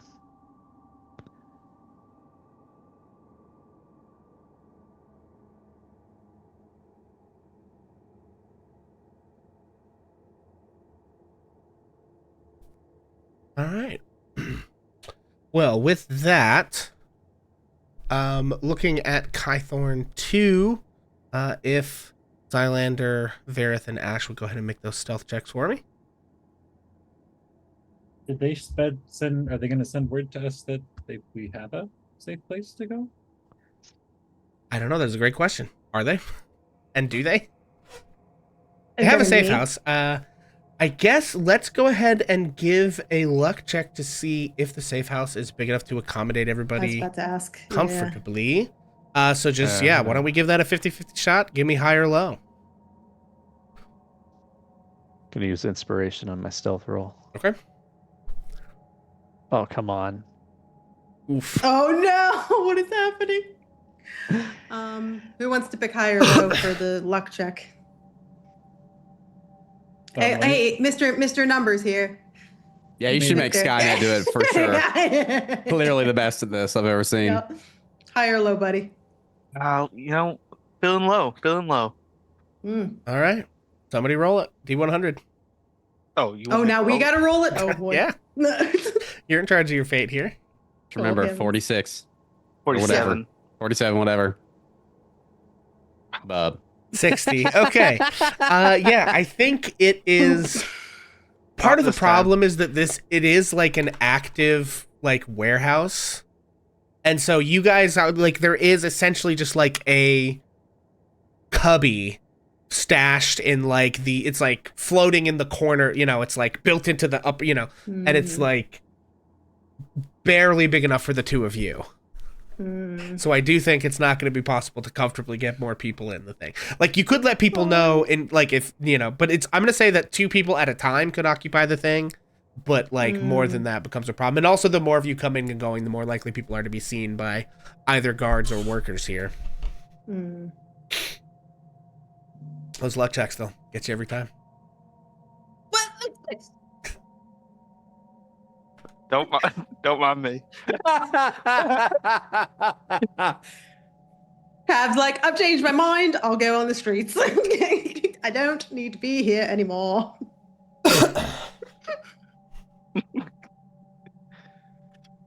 Okay. All right. Well, let's see. Let me grab a guard here. Boy. Ba-ba-ba-ba. And who would be near Ash when he's getting this? Vareth. Vareth is near. Vareth, you got any ideas? All right, about what? Oh man, even with Ash is about to be in a chase scene. Just curious well, if similar not to what Ash necessarily. did. Oh, okay, fair enough. we have a chance. Even with the disadvantage, though, he does get a 9, so just barely. So yeah, I think it's like neither one of you are paying that much attention, and you sort of like come around the corner and come face to face with the guard, Ash. But just like Vareth, you do have like a quick moment here to react, if there's anything you want to try to head this thing off before, you know, before chase scene occurs. So, if I can react, my first move would be drop a fog cloud right on top of us and wild shape into a cat. Okay. Yeah. All right. I'm gonna say with that, go ahead and make another stealth check with advantage, and he'll make another perception check with disadvantage. Oof. 11 with advantage. Okay. These rolls are awful today. Well, disadvantage on his end is only an 8 this time. So, yeah, I think Vareth, you're up on the up on a roof nearby, and Ash is like down on the ground, like coming around the corner to get to the boxes that he's gonna get on the roof with you with. But as he comes around the corner, before you can warn him in any way, this like, you know, that comes face to face with a guard. Before Ash, like, what does it look like as you fill the little corner alleyway that you're in with fog and then turn into a cat? Yeah, I think he comes around and just sees the guard and he's just shocked for a minute. And then all of a sudden he just, throws his hands up real quick. And then emanating from him very quickly is just like a puff of fog. Yeah. Centered probably right in front of him that just spans outward. And then you can't see anything else, but he's a cat. Yeah. And he jumps up on the boxes and gets on the roof. And that is going to make it for Kythorn 2. There is like a part of me that sees this like cartoon happenstance where the fog clears and the guard's like, "Where's he at?" And you just look down, there's a cat licking himself. Like, it's like, what the? Very funny. Okay, well. I did just remember one more thing that meant to follow up on was trying to investigate Rain Run Street, the door with the blue house for Mel. You mean the house with the blue that's house? something Ash wanted to do too. Okay. Yeah, I was on the wrong to-do list. I have 2 sections of to-do list, which is stupid. So I was looking at the wrong one. I was like, why? That's not possible that I've run out of things that I needed to do. And lo and behold. Okay. So Tav wants to investigate Rain Run Street and the house with the blue door. What did Ash want to do? Yeah, he was gonna look into the Mel situation too, which is the Rain Run. So I think somehow he would. Yeah, I mean, you guys can meet up. Here, how about let's do this? I think it makes sense to me that you guys meet up on the 3rd, to like discuss your plans, and then before you guys go to do the various things, including that night going back to the Gralhund Villa, that if some of you want to go investigate Rain Run Street during the day, that makes sense to me. Perfect. Okay. So real quick, is there anything you guys want to talk about while you're all sort of like together at the monument? I think that the main thing that Tav is probably going to bring up is, just before we run off to Gralhund, I think that our plan is to meet up together, but just make sure we do, if possible. And for now, good on all of us. And she's just going to give everybody a pat on the back, and everybody can take, what do you take with this? What is my feat? I took the inspiring leader feat after all. Oh, okay. And so you're gonna get temporary hit points equal to my level plus my charisma modifier. So that's gonna be 4 plus 4. So everybody gets 8 hit points. 8 additional temp hit points. Nice.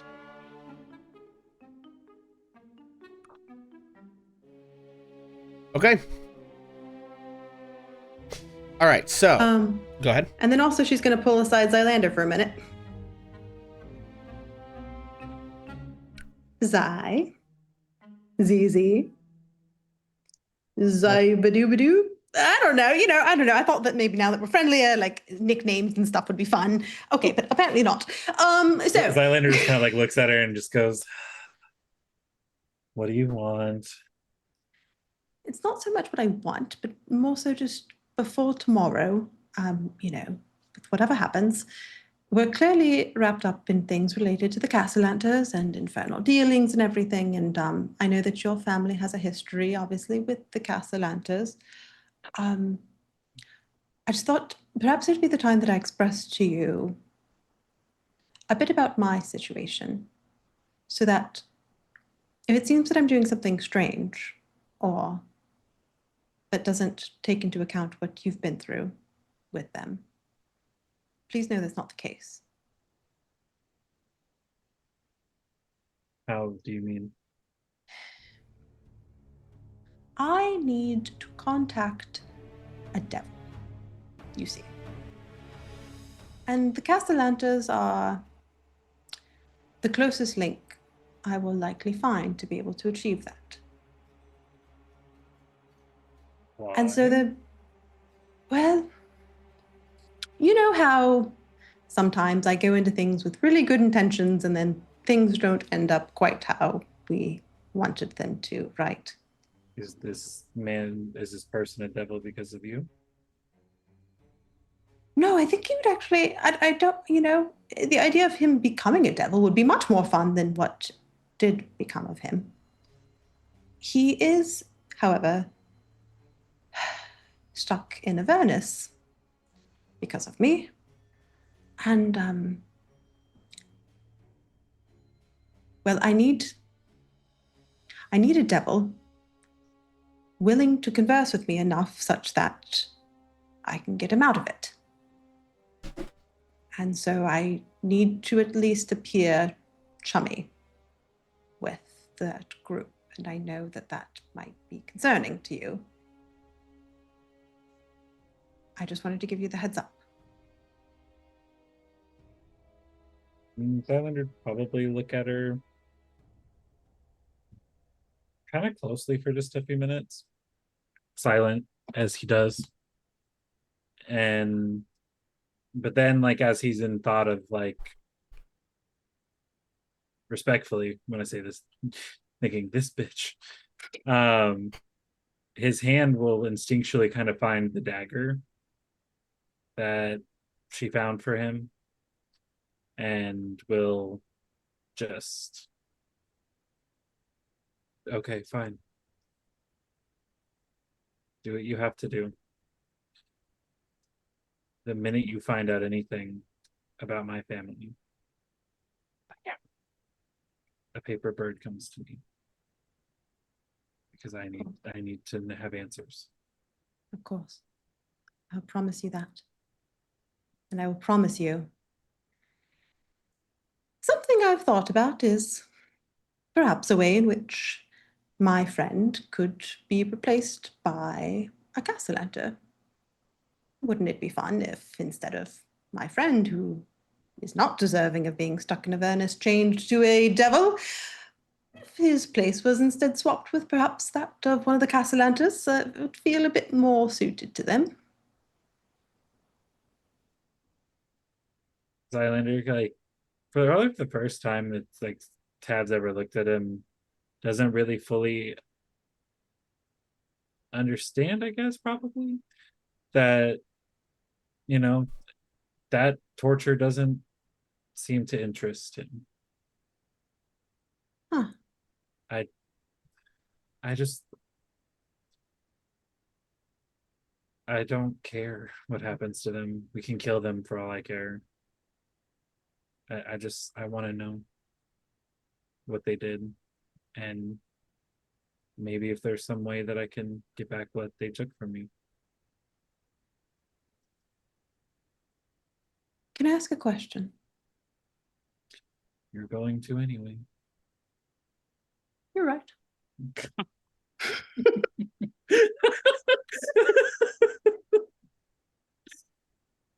Go ahead. Do you have a child?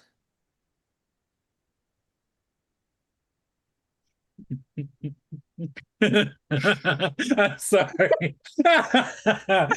uh, honestly, I think Zylander laughed like that, and he's gonna look at her and just kind of like look around a little bit, and he goes, "You do know I'm gay, right?"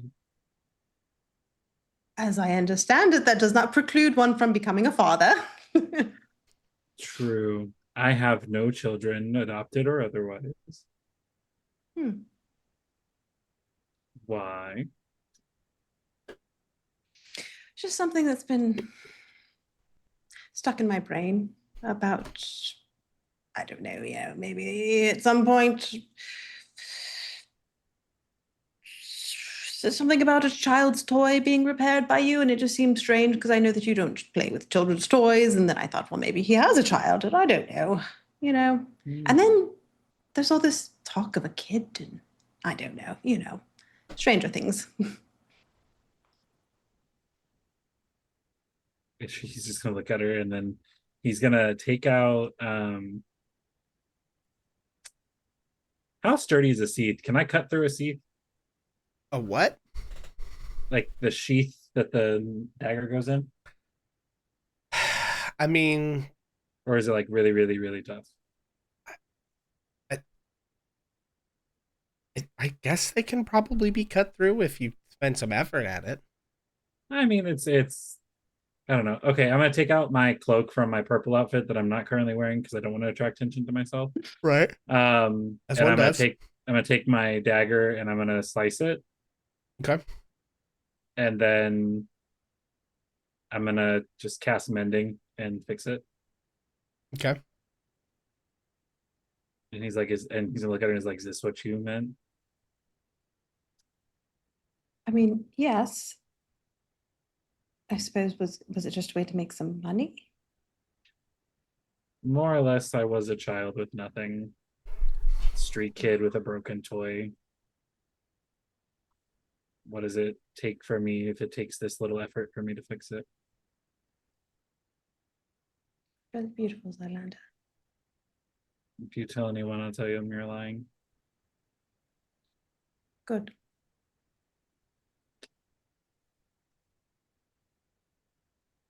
You've got a good heart.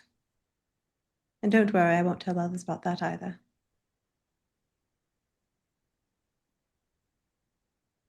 Zylander will just kind of smile, like, and just, is there anything else that you needed?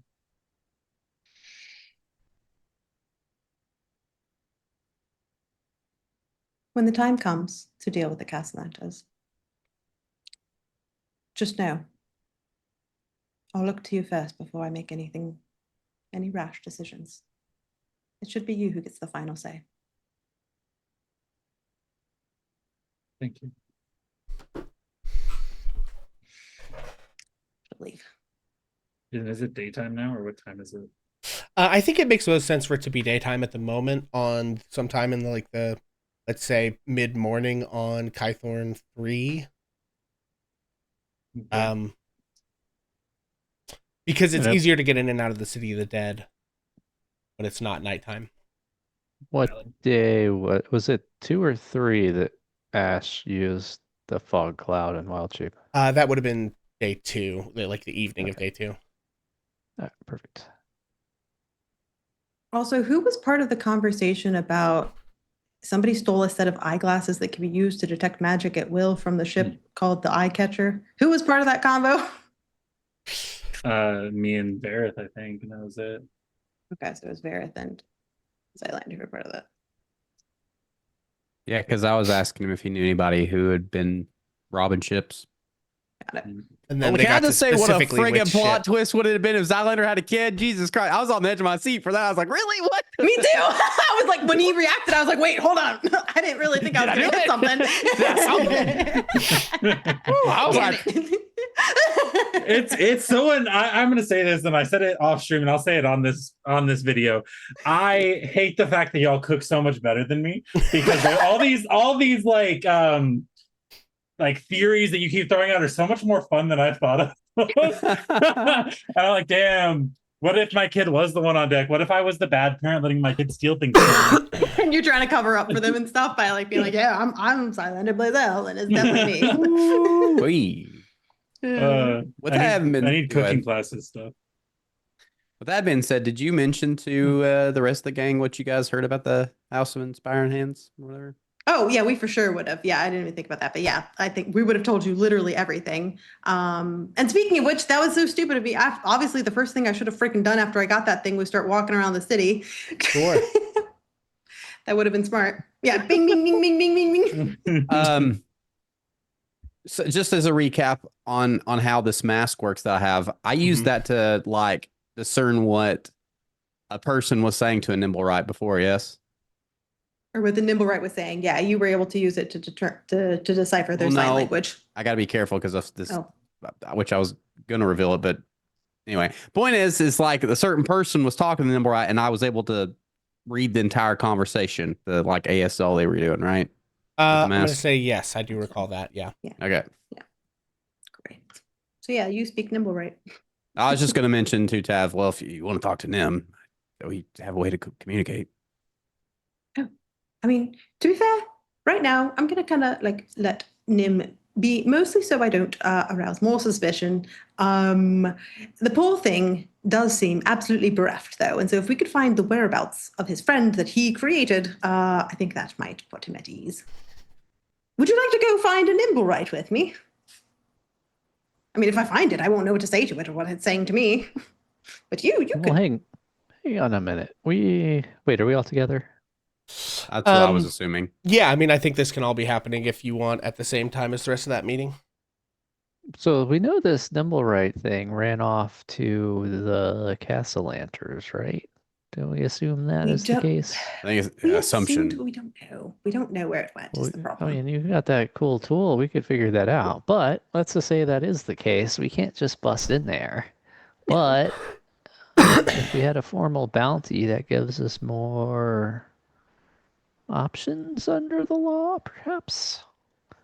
I mean, does the fact that they promised me 500 gold if I found it and brought it back to them, does that count as a bounty? Can we like get it in writing, maybe? I did not think of that. To be fair, we hit them up with the Blackstaff code. We did. They did believe that. Yes, they did.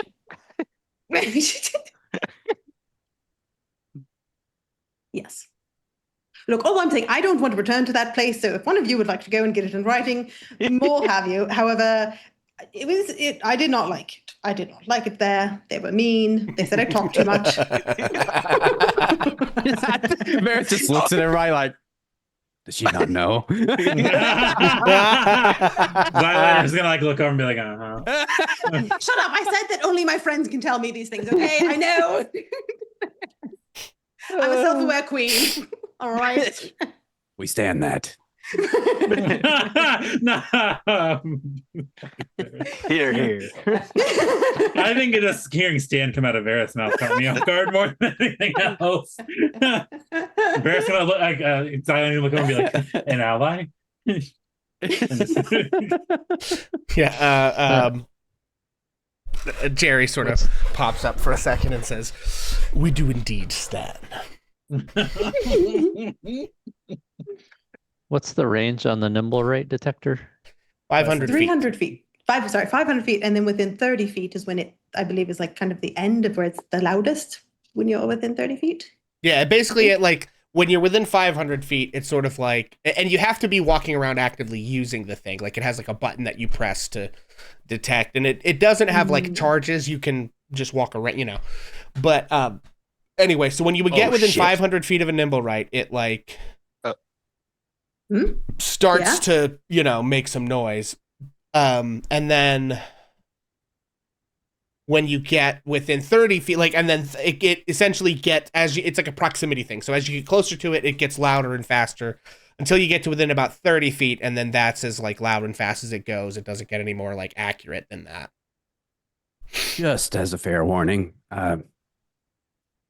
using that in the dock ward is going to cause it to go off. What? Why is that? Because there's a metric ton of nimble rights in the dock ward. Love how you said I don't think there's a metric ton of nimble rights. Okay, listen, in the I'm dock ward. exaggerating. There's a few nimble rights in the dock ward. Okay, well, there's nimble rights in the dock ward. What do you want? But yes, you are correct. Just to sort of give you, to make sure you know how to articulate this, Vareth. Yes, you could get a false positive from being close to the ship in question. Yes, because it's within 500 feet of shore. Wait, is that why you were? You did seem rather familiar with these creations.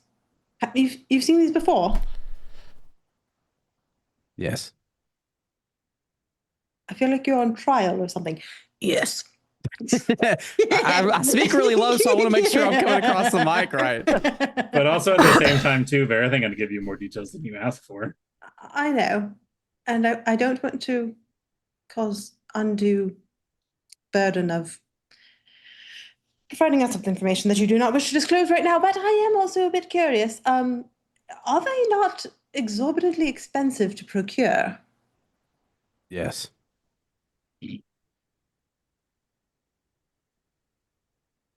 And I think that Tav's going to kind of give like a knowing look over at you because like you've obviously divulged some stuff to her and she's going to go,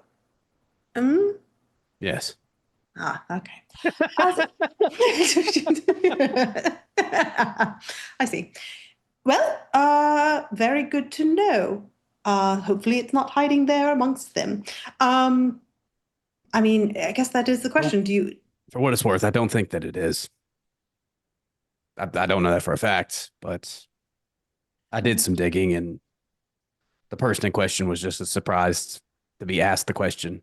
So good, because that was going to be another question for you in private. Okay, so not them. Good. So that means they don't have the stone. I'm going to give one more knowing look to Vera. That means that they don't have the stone.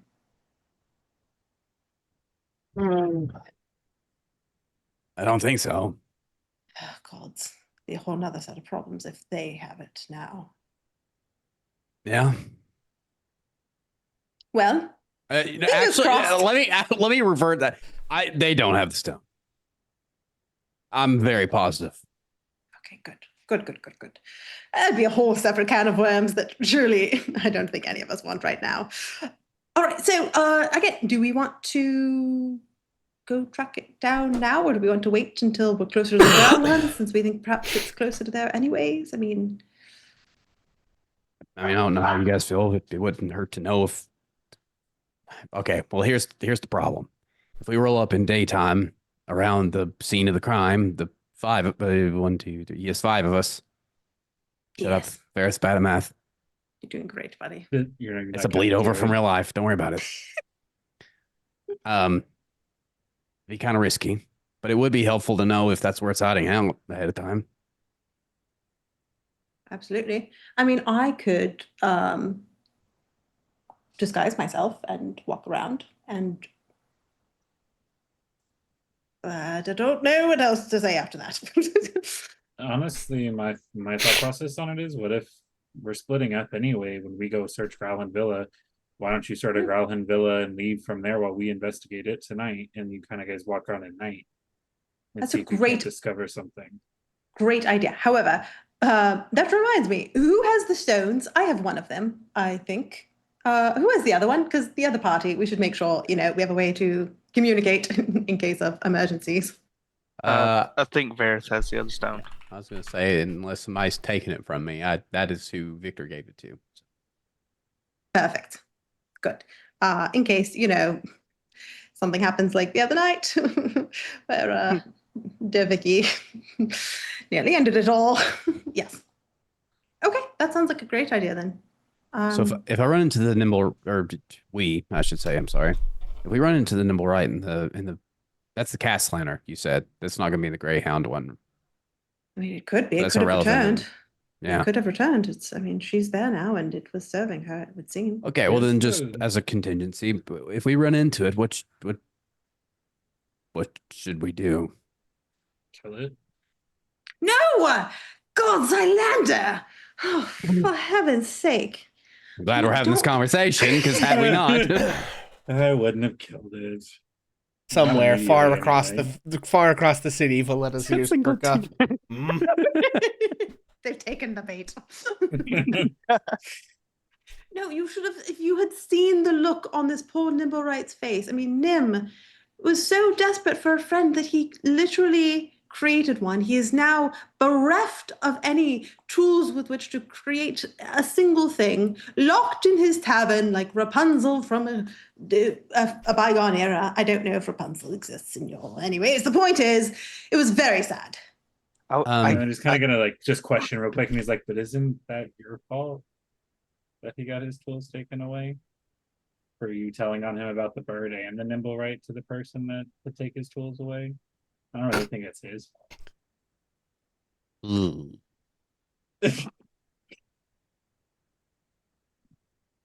You Also, can try. You can try to fool me with that grey heart of yours, dear sir, but I know beneath what lies. Silence in rolls eyes. Anyway, As a side, when it comes to the emotions of a nimble right, do I have any insight into that? Do I know that they have emotions? Sure. Is that something I'm familiar with? Make a history and a arcana or an insight check. Oh my sweet God! I'm gonna pick insight. That's a 10. I mean, hard to say. Very hard to say, right? I think you would be aware that people tend to assign feelings to creatures that may not all necessarily be correctly interpreted. On the other hand, I mean, they are, whatever they are, they're sapient enough to understand language and follow instructions. And you're sitting there well, if the thing was not just following orders, but taking initiative actions, that does imply a sort of amount of self-direction, which sort of requires a degree of to have intentions, you have to kind of be a thinking being, really, right? Otherwise you're just sort of operating on instinct. So I don't know, I think on a 10 you're that's complicated, man. I don't know. Could be. Sure, it could be. So and maybe this is digging too deep, and maybe that you just answered it, but I was asking, had I noticed that any of the other ones that I'd met having that initiative? Is this the first time I'm hearing about one doing its own thing? In the case of Nim and this rogue one. Yeah, I think probably, right? I think the ones that you're familiar with, I guess it's very two different breeds of horses here, but I was just wondering. Yeah, well, and I think part of it is the context too. You're running into these things, they work on the ship, they basically follow orders. you don't spend enough time there to know if they do other stuff outside of that. Like, presumably at a certain point, they get done with their tasks for the day.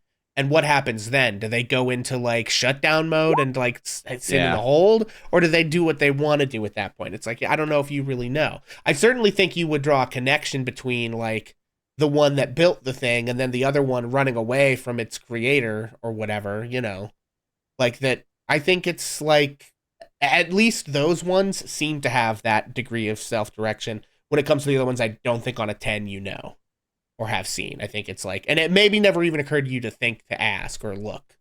You're just like, you know. Mm-hmm. So, well, then what I'll say is Vareth is definitely like intrigued by the idea that he's the ones. What we can for a fact know is that the only ones that he's ever seen has only just taken directions. They've not, and he doesn't know about what else they do. So it's interesting to him that one created another one and that it ran away from him. That's definitely interesting. And I think I'll say to the group, like, Valletta offered us 500 gold to bring it back dead. But if you had have seen Nim, me and Tav couldn't follow through with killing it. The machine. I mean, we can do it for you. 4 the gold. 4 gold.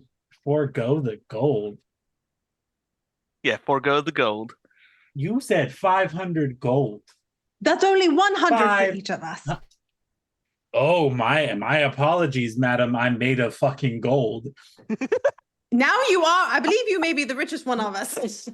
Well, that's because y'all spend your money poorly. I never had any, so I hold mine.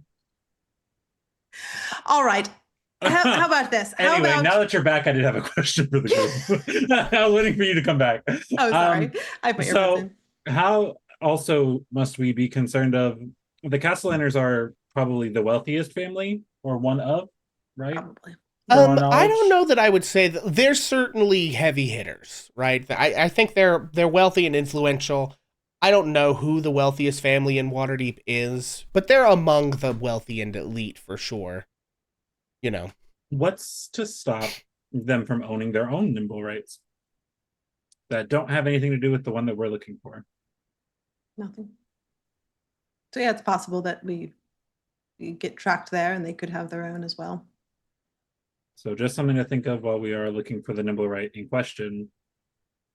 The Growlhounds we noticed probably only had the one, but the Castellaners could have, you know, several, Yes. like Vareth's mysterious boss that he won't tell me about. Wink, Do we wink, have a kinda. way to identify the particular one we're after? Probably would have been a good question. Well, maybe We should go fit. Yep. Maybe we should go. Yeah, visit I him mean, ourselves. Vareth has seen it, right, from a distance, but has seen it. I don't know that it would have any particular, like, identifying features for sure that you're aware of. I also saw it in the vision. Because I saw it running away. Oh, right. When you were detecting what's-her-face's thoughts or whatever? Yeah. Yep, correct. But still, but either way, I think between the, like, Vareth, who has seen other ones, they're pretty indistinguishable. It's hard to say. So unless you could get a way to communicate with the thing and question it about its whatever, or find evidence, like if it has a note in its pocket from Lady Growlhund that says, like, remember to do X with the Stone of Galore, thank you, you know, or something like that, who can say, but like, Case closed. you know, so it could be that there's evidence in its possession or not, or you maybe just question it, you know. I mean, certainly when Tav was talking to Valletta and Nim, like, Nim reacted to things that were said in a way. So, like, there could be between finding some way to communicate with, like, the tech languages or whatever, and reading the body language or whatever, you may be able to get some information out of it. But it's in terms of, like, well, this is the nimble right that has, you know, fuck the police, like, scrawled on its arm in gold filigree, not really, right? Or that has, like, it's not like it has tattoos or piercings or anything like that, you know. No burn marks, maybe from a fireball. We'll keep our eyes peeled. Too many unknowns. Maybe not worth spending extra time on. We'll just see how it goes.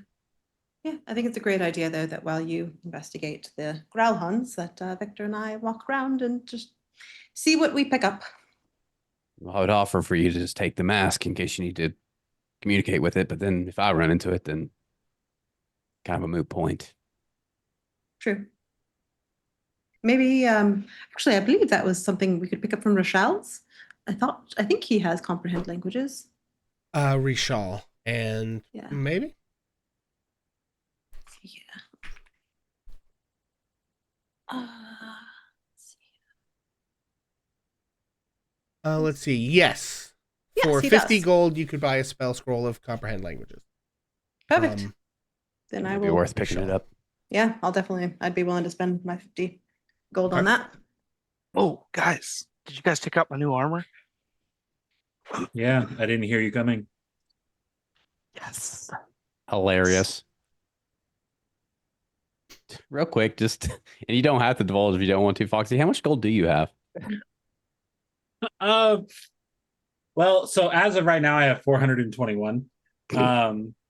I also have many things I could sell if we need gold in a pinch. Because he also didn't you buy like a $300 dagger or something, or I don't know, there was some. You gifted me a dagger, and I spent Yeah. a couple hundred enchanting it to That's help what with it was. aberrations. Yeah. But I also have potions I stole from the alchemist that are apparently very expensive.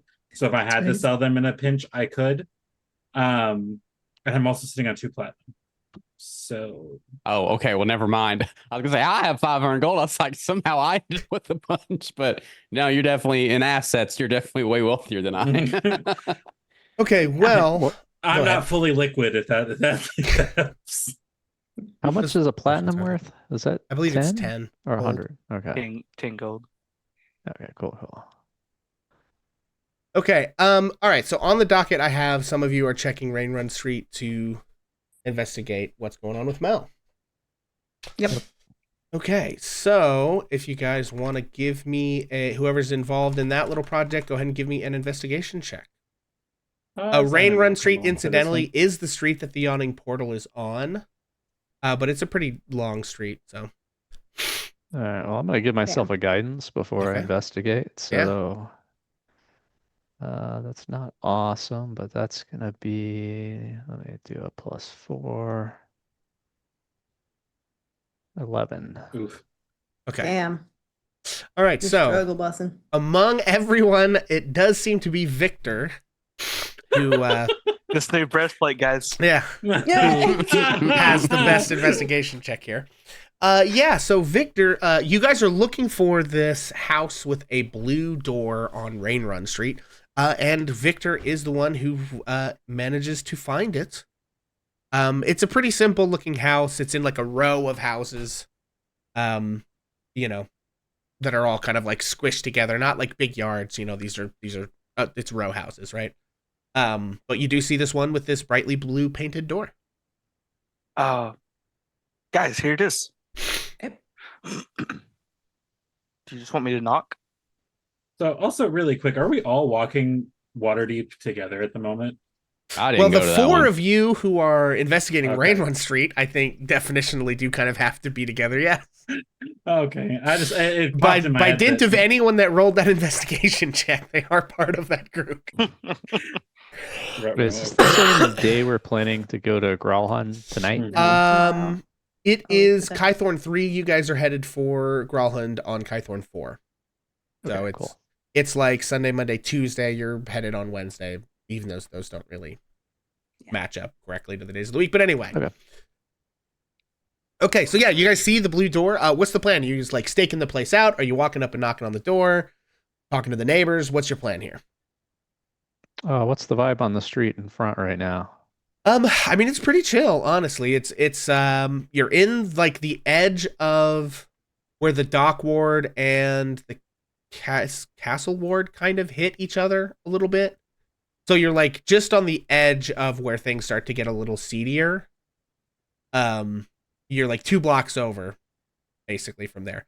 But it's lower middle class kind of a neighborhood.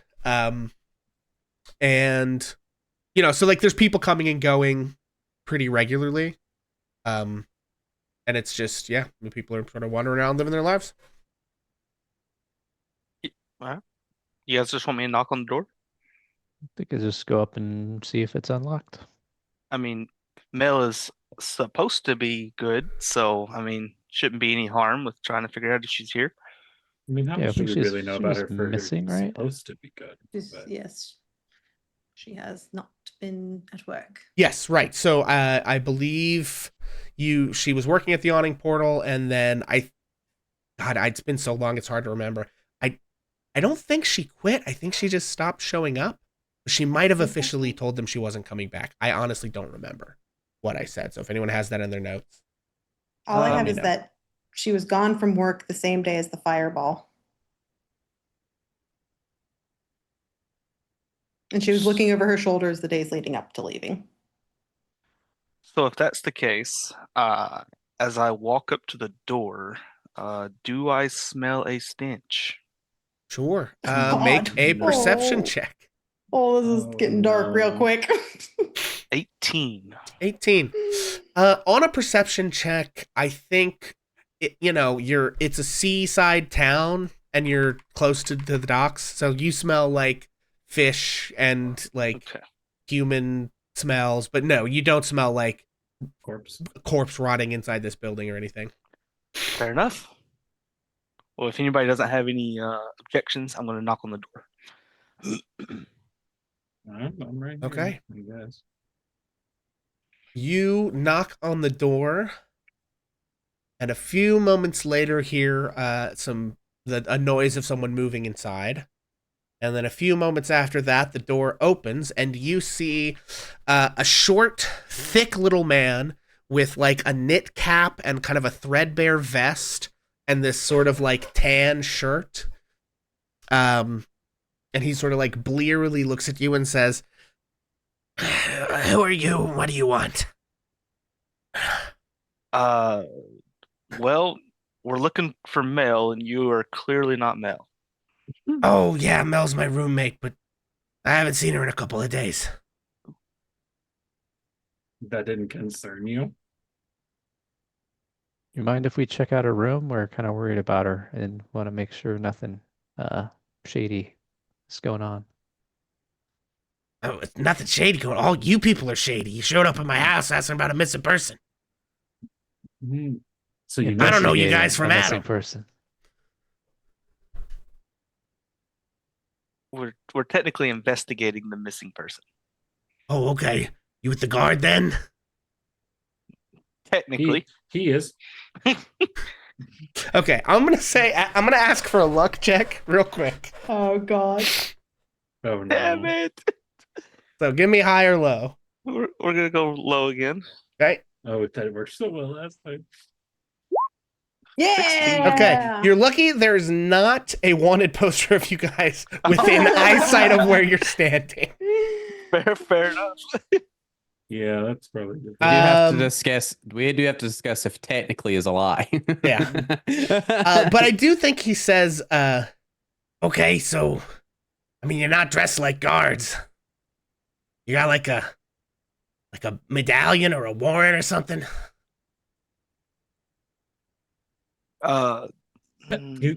Silander's gonna like brush tab and ask for a minor illusion. Do we have, would Ash have any paperwork from like a prior bounty that he could pull out that would look I mean, close enough for someone who maybe. wasn't good at reading? I mean, I don't know if you know if this guy's good at reading or not. If he's half asleep, Yeah, sure. Either one of those things is something you guys can try. Which way do you want to go? Tab's gonna pull out a imaginary illusion of a search warrant. Okay, sure. So first things first. Hang on, gang. Boop. this could go so badly. Not going to go well if he tries to touch it. Mm-hmm. Well, wait. What if it was like she cast the minor illusion on the warrant paper that you have previously, so it is tangible, but the words are different? Mm. The illusion is on the paper itself, Mhm. not an actual like fake paper. Do I have this? Can we do that? And bye, everyone.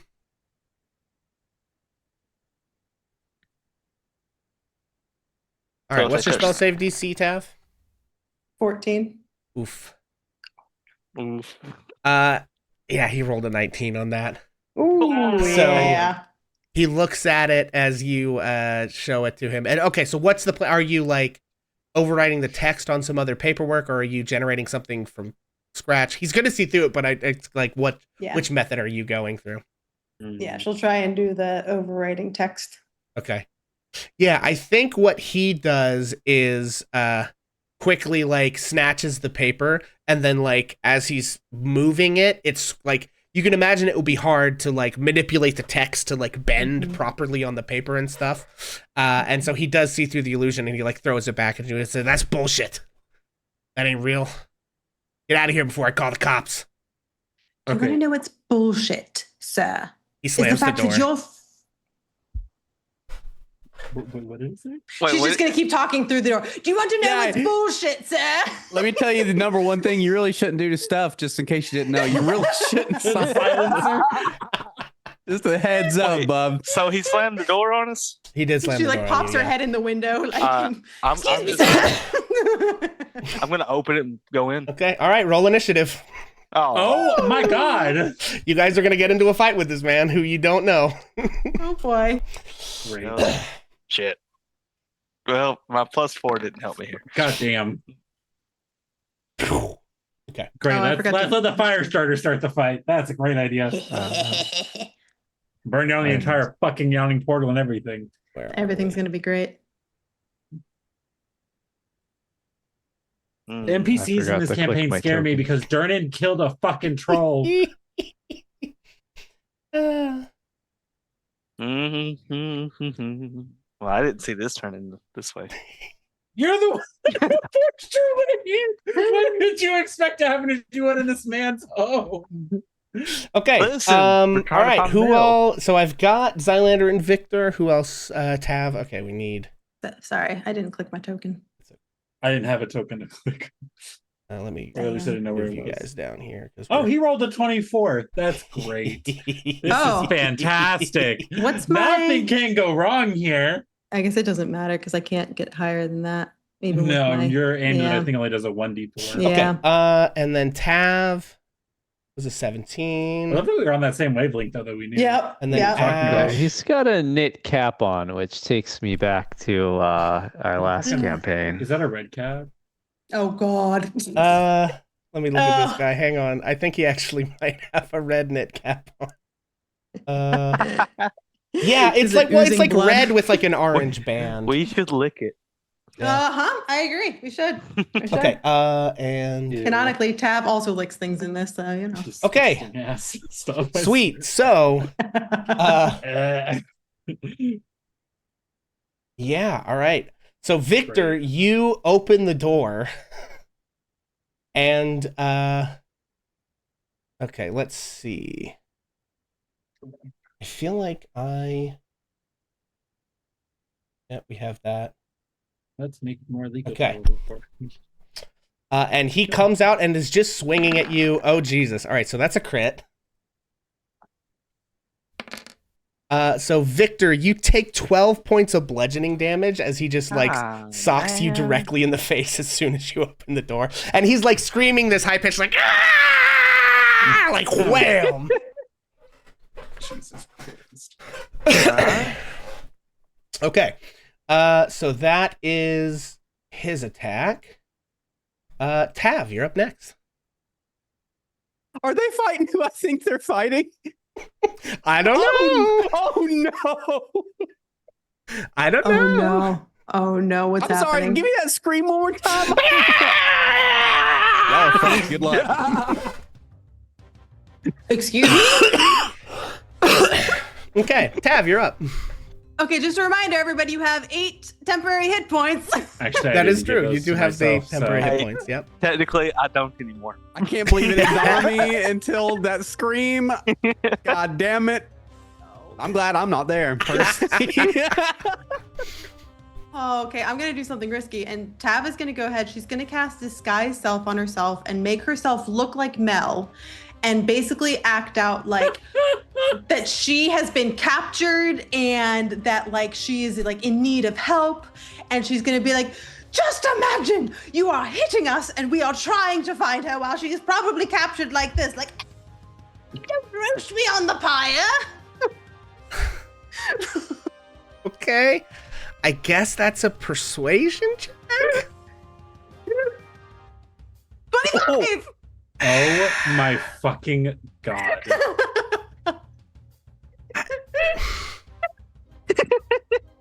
Okay. He's clearly don't hurt me. completely enraged. I think you, with that, that's a high check. I think he grunts and says, "Fine, I won't kill you." I'd prefer not to be mortally wounded either. Okay, just well, going to that hurt was us your now. action to cast Disguise Self. Anything else from Taff? Oh, do I have this thing where I can do this thing? No, I can't do 2 spells in one, so it doesn't matter. That is Fuck. correct. Okay. Yeah. I mean, you can quicken Yep. a cantrip, but that's about it. Yeah, that's not gonna. I mean, I don't want to hit him. I don't want to actually hit him. Is the problem? Okay. I do.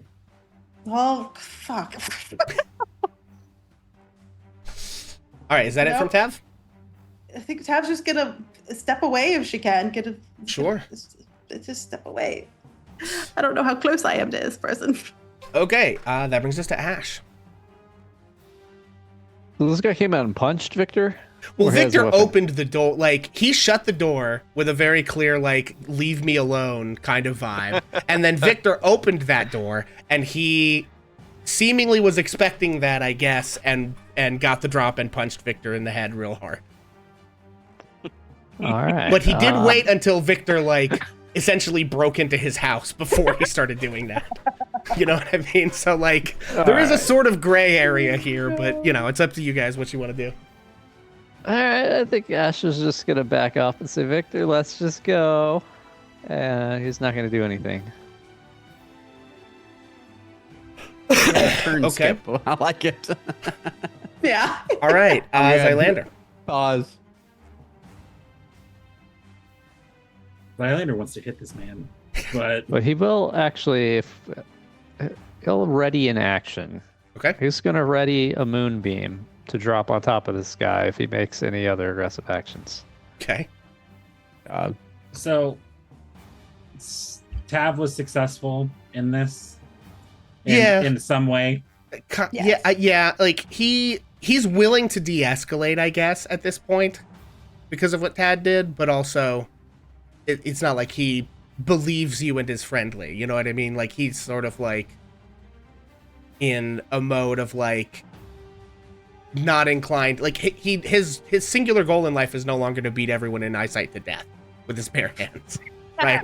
But like you get the sense from looking at this guy that like he is I will also say this, like as you look at him, he has assumed like a pugilist's stance more or less, and seems to be like very used to fist fighting people, to the point that he's probably as good at fist fighting people as many of you are at stabbing them and blowing them up with spells. Like, you know what I mean? Like that's he's trained as a warrior in that sense, right? So Be a tiny monk. it's not like it's not like he's a random, you know, commoner with 4 hit points or whatever.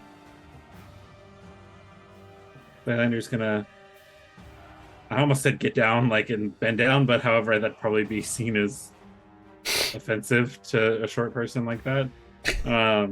So he's just gonna go, look, we're here to help. Isn't Mel your friend?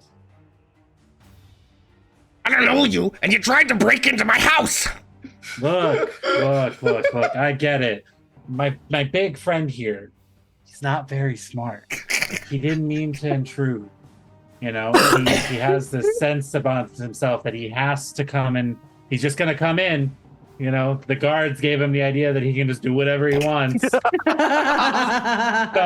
I'm sorry for him, but look, we want to save Mel. We want to help her. You even said she's missing, right? Let us help her. Just let us look around. We're not going to touch any of your stuff. We're just going to look in Mel's room and see if there's anything that we can do to help find her.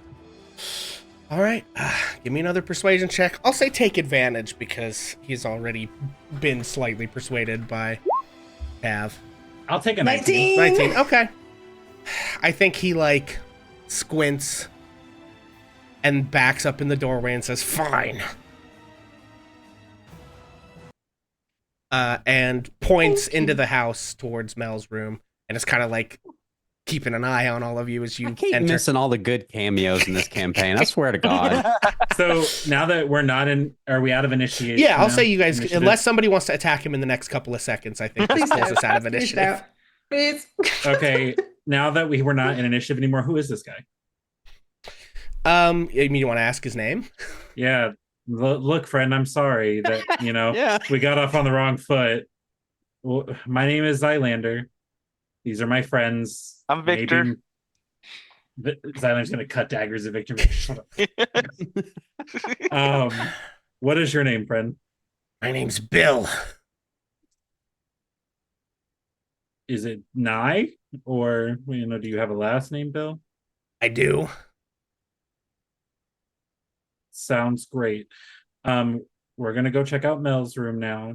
And, you can... Is my Bill friend- the one that beat the shit out of me?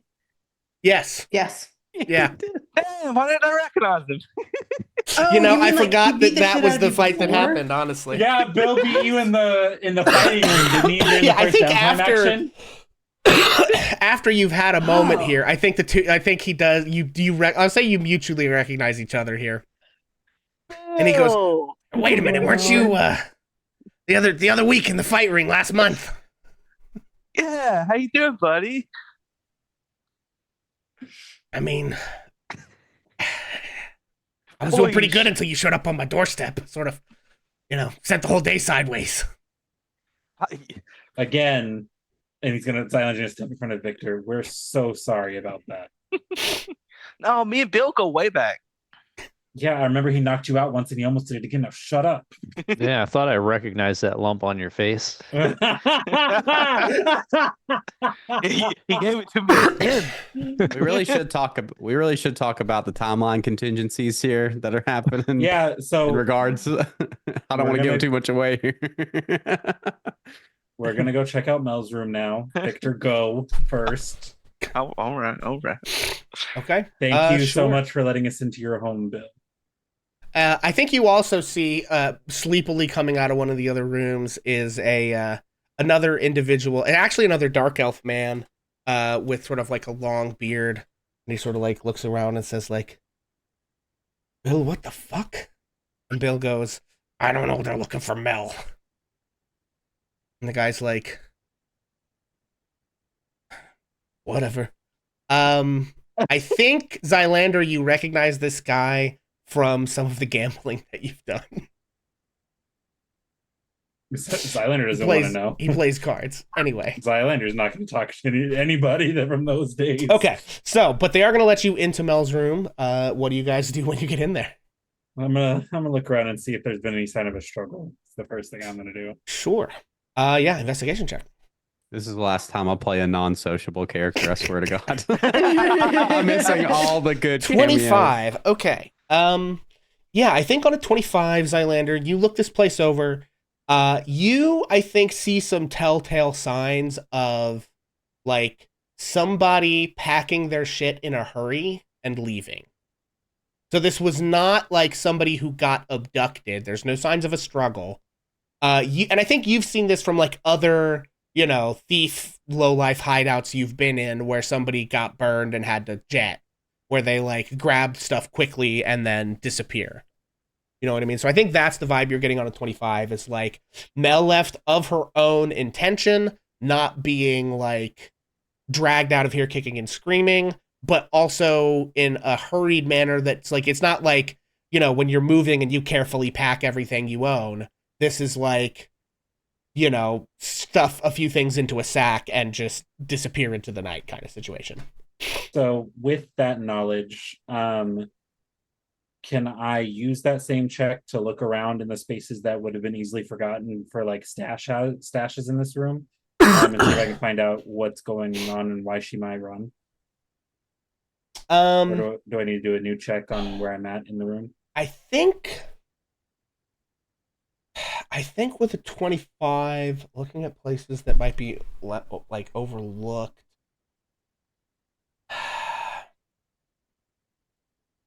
Okay, here's what you find on a 25 of stuff that might be overlooked.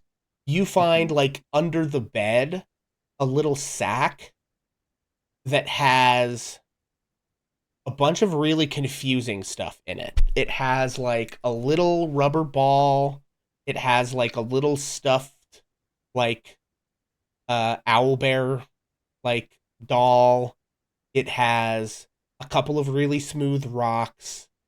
It has like a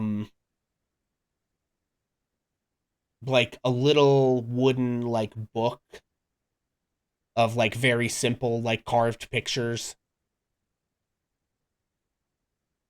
there any evidence of a kid here? You're holding evidence of a kid, honestly. Okay, is there more evidence of a kid? Like, I guess No, because that's it's like it. I'm trying to pin together like how old this kid would be based off what I'm holding. Oh, younger than 15, but older than 8. We have a problem. I think that, and I'll toss the sack over to Tab. She's got a child. We're looking for a child who stole something from a very powerful man. No, Mel doesn't have a kid. What are you talking about? Then whose stuff is this? It's Mel's. He always liked weird stuff. I don't know. Why she didn't take it? Did you happen to see? Oh wait, I don't know this. Never mind. I can't. The thin line of what you know and what Tab knows. Yeah. Mm. I don't know. I mean, I have a question. If she did, she was amazing at hiding it because we never saw hiding her hair of a thing.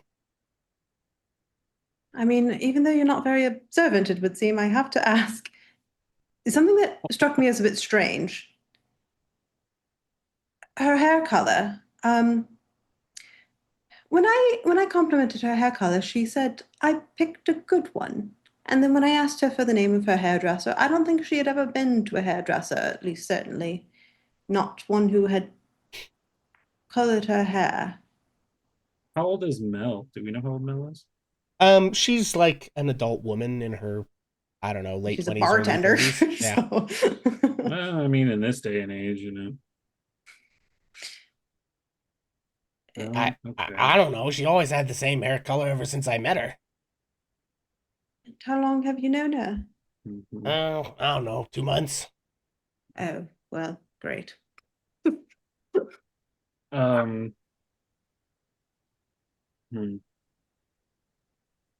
Did you move in 2 months ago, or did she move in 2 months ago? No, yeah, we all moved in together a few months ago. You moved in with her and didn't know who she was beforehand? Well, we did a job together a while back. You know, there was this whole thing with some skeletons in this noble house or whatever. Mm-hmm. We have a friend. She shows up at the yawning portal all the time. You know, I don't want to tell her business, but somebody stole her voice. You know, and there's some magic shit. I don't know.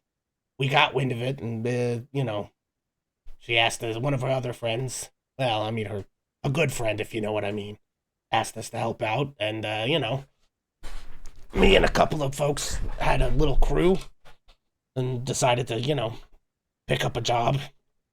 So, you know, we tracked the people down, and they had some kind of weird thing going on. I don't even know what it was, but we got it back, and after that, we decided, you know, hey, let's stick around, look out for each other, you know. And then one day, she sort of just vanished. I don't know. I ain't heard from her since, so I'm spooked her, I guess. I got no idea. So what role did Mel play in your job? She's a fighter too, like you? Can she punch Victor just as hard? Oh no, well, she like she does magic stuff like you. She sort of points at Tav. Oh, but Hmm. what kind of magic things? I mean, when I did the disguise self thing, does she do that? Nah, not that I ever saw. Like shoot What ki- stuff out of her hands and it blows up. Oh, I do that too, for sure. Absolutely. I mean, but like this- we were mostly fighting stuff. So if she does other, I guess she has other things that she does around the house, like cleaning and whatnot. I don't, cooking things and whatever, writing stuff. I don't know. People use magic in their day-to-day lives. I don't really pay much attention to it. I guess she knows like little stuff and big stuff. I'm saying. Hmm. Are there can take a look around and see if there, other than this the collection of toys that doesn't seem to fit with Mel, is there anything that seems like this person's living like a double life, or like that they're not physically who they say they are? Give me another investigation check, Oh, or this is I guess not my- perception. Which one? They're both the same. With guidance. Okay, Well, sure. Take a guidance. I'm gonna need that. So what is that? Roll D4. Ugh, 12. 12. Question: Shit. Can I use a luck point for Tab, or luck point only for me? I think they're only for you. Okay, never mind. I think on a Alright. 12, hard to say. She's taken Yeah. basically all of her clothes, all of her like personal effects. The bag of toys was clearly an oversight. So I don't think there's enough left in whatever detritus is still sort of in this room to know for sure what's up with that. Are It there looked any? like Go ahead. she cleared out intentionally anything that would have given any clues based on the combination of the two investigations. On the Besides some combination of good the stuff. two investigations, I think the vibe you get is she took as much stuff as she could reasonably carry and still run. But in that, like, I don't think in what's left behind there are a lot more clues than the bag of toys that's real weird. Other than that, pretty much what you see is what you would expect to see in this situation. There's like some plain, like, peasant clothing, left in the closet. It's like if you had 5 outfits and you're going on the run, you're like, I don't know that I have room in this sack for 5 outfits and, something else I need to take, so I'm just going to leave that or whatever. You know what I mean? So that's the kind of vibe you're getting. There's no like hidden compartment hanging wide open. No, I mean, I think the 25 getting the bag of toys was like the most left behind clue. And I don't think you see any hidden compartment like this person had, like a secret safe built into the wall or anything like that. No, like there was a little bag of treasures of some kind, either hers or a child's for some reason, stuffed under the bed, And aside from that, it's not real clear, like much So more it sounds like information. we ain't gonna really figure out what we're looking for right now. What was I this think we need to go strange? talk to Durnan. We could do that. What's this strange comment you made, Zylander, though, about we're really in trouble when you saw the children's toys? I said I think she's in trouble. Or you think she's in trouble? Why does the children's toys make you think that? We know that a very powerful man is looking for a child. All of a sudden, at the same time, Mel disappears. What if Mel has some connection to the child and is running? Why is this person looking for? Was there something that they stole? I mean, surely none of these toys are of great value. What is it that they would have No. stolen? Does everybody know the kid that Barrett's looking for? Or is that just Zylander? I think that was why I was asking earlier. I think it was just you and Zylander, or you and Vareth. Oh yeah. Oh yeah, me and Zylander. Yeah. Yeah. Me and myself and fucking I. Yeah, if I recall correctly, Vareth and Zylander had a conversation at Trollskull Manor where Vareth asked Zylander a little bit about this like ship stealing situation. Through the course of that, Zylander figured out like what ship it was and whose it was. A little information was exchanged about the fact that like this Set up person is looking eyeglasses. for whoever stole this item. I don't know beyond that if it was explained that like this person that is supposedly a child or not. I don't know. I kind of don't remember that conversation well enough to remember. That was from Three Strings. Three Strings kept talking about this kid's wrapped up in stuff or something like that. But that was all to Verith, right? Correct. So yeah. It's all mixing together with how much we haven't played. Yeah, I know. It's all good. The only thing that you know though was that they stole a set of eyeglasses that can be used to cast detect magic at will from the ship called the Eye Well, Catcher. then Zylander didn't say anything then. Zylander tossed the bag over and said, "What do you make of these?" And then we figured out where we're at. Cool. And then he desperately needs to speak with Bareth. He's gonna actually look at Tab and be like, "Can I see your stone?" Yes, of course. And Zylander's gonna walk away from them really quick. You can't just ask a lady that. It's fucked up. I'm sorry. Well, now that you're laughing, buddy, let's get back into the seriousness. This. All right. No, you're good because I'm actually calling Bareth on the sending stones and 911. I need to talk to you now. Who is this? How'd you get this number? Okay, I'm totally done. Sorry. Who does new stone? New stone. Who does?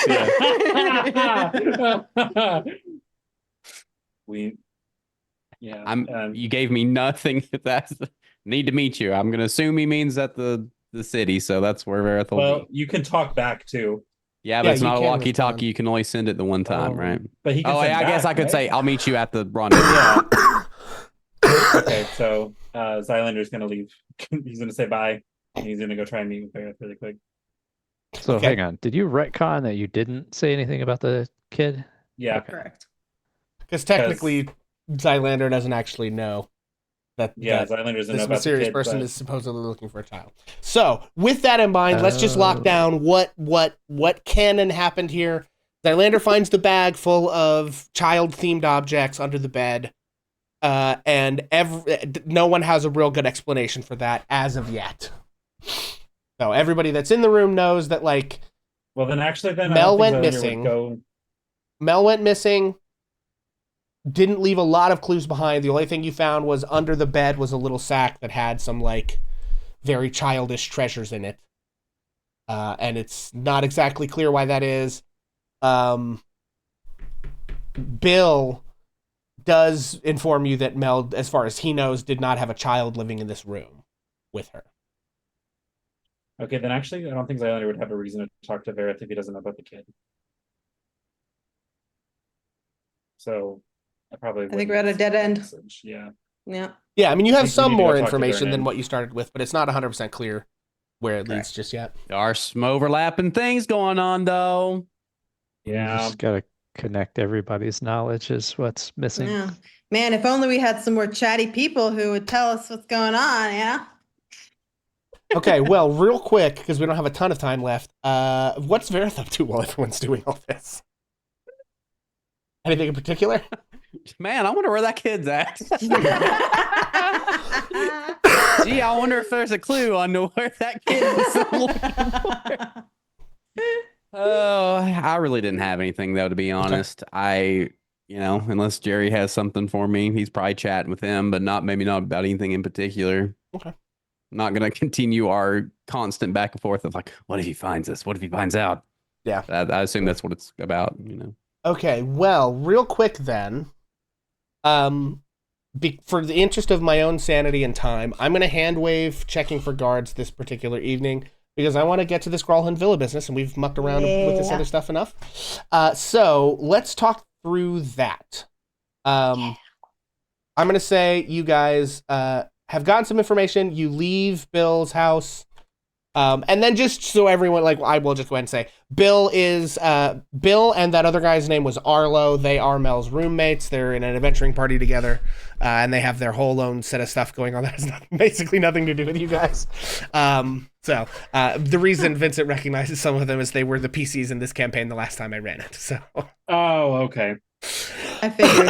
Yeah, and honestly, that whole thing could have gone very differently, but the way you guys approached Bill and him being a barbarian who gets into streets fight all the time, it was just like, And I can certainly see why you approached him that way, because it is suspicious as hell. Like, he is a very suspicious guy. But anyway. I was gonna Okay. say, with 0, you guys, after we get done with this campaign, should watch the first one. But it just upon hearing that scream, a single tear. Oh God. Oh fuck. Bill. Anyway, I'm okay. fine. So, who all is going back to Gralhund Villa on the? I think Fourth. we're all meeting there, if I'm not mistaken, because aren't they leaving from? Well, not like right there, but they're leaving from Gralhund to start looking for nimble rights. Correct. Okay. Like, So we were all gonna go. yeah. All right. So the plan, as I understand it, is everyone is going to the vicinity of Gralhund Villa. The sneaky crew, so Vareth, Ash, and Zylander, are gonna try to investigate the place and see if they can find proof that these guys are in an infernal cult and use that to clear you guys' name. Meanwhile, Tav and Victor are gonna attempt to search the nearby areas looking for the Nimble Right, starting with the Gralhund Villa in case it went back there. Correct. Okay, sure. Well, before we get started, I don't know if anybody else has anything to say. If you guys run into trouble, send us a message, and I'm sure it doesn't need to be said, but we'll meet back at the City of the Dead. Sounds like a plan. Are we able to get back on the City of the Dead at night? Yeah, I mean, you have to sneak past the guards who are Can we get into patrolling, the but it's not Greyhound like Manor at that night? You know? carefully. We Yeah. have the password and keys. Duh. It's not that carefully guarded. Okay. All right. So first things first, Tav and Victor, I will say, Also, as you go ahead. Everybody, sorry, I was just gonna say Tab's gonna say her little words, and so everybody Gotcha. +8. Tab. Okay. And are we assuming a long rest for Victor so he's not? Yes, minus you guys 12? had a long rest from the third Yeah. into the fourth, and so any okay. spells or abilities you've used or any Still got a damage you've big taken. goose egg on his head, can though. be. Just Yeah. Mm-hmm. He does have a bit of a black eye.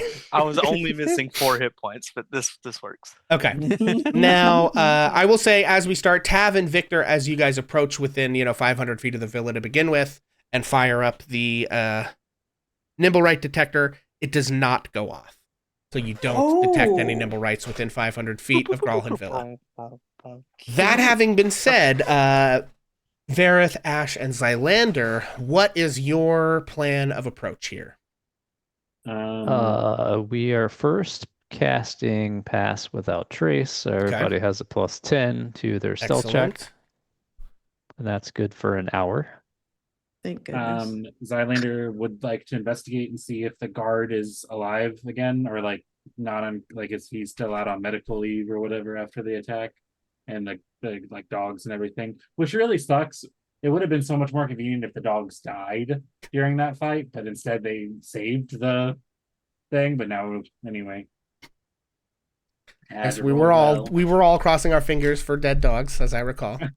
We all Scoob. Oh yeah, deeply that's right. wish. Actually, we were all crossing our fingers for alive dogs. Yes. Should have crossed Yep. them for dead dogs. Hindsight 2020, but Is that's the what I wanted side- first. Is the side of the house that was it a window that was broken out, or the whole wall that Zylander jumped out of? Was that That repaired? was a window on the south side of the house. Hang on one second. While you're looking that up, I'm sorry. We could have a interrogation of the dogs. I think both Ash and I have speak with animal. I have a ring that lets me speak with animals. All right. There's lots of- All right. Tell us, what do you know, you filthy mutts? Okay. I'll have my friend here wild shape into a panther and eat you this time. Okay. But to answer your question, Ash, that was a window on the south side of the house that was busted out as Orund Gralhund jumped through it from the second floor. That window has been boarded up at this point. But a person could still try to get up there and get through it, I guess. Or one of the other windows. But yes, that means of entrance is not just still open to the wind, 3 days later. I will also say, if you guys are trying to find a vantage point nearby where you can see over the walls into the estate, those of you with dark vision can go ahead and give me an investigation check. No, or a perception check. If you don't have dark vision or a source of light, it'll be perception with disadvantage. You guys are in luck. Oh, never mind. I just got this. I have night vision too. It's like I'm gonna go ahead and get mine because I have the superior one, but Ooh, Nasty. 22 with Hey! disadvantage. Damn. So we Oh, all did I see. not roll here? That Oh, didn't I Yeah, think it's when not you roll rolling advantage and disadvantage, it doesn't come over for some reason, but it's fine. So everyone got above a 20, though. Damn. Okay, so Secrets. with that, and knowing that we're short on time here, here's what I'm going to say. You guys do manage to make it onto a nearby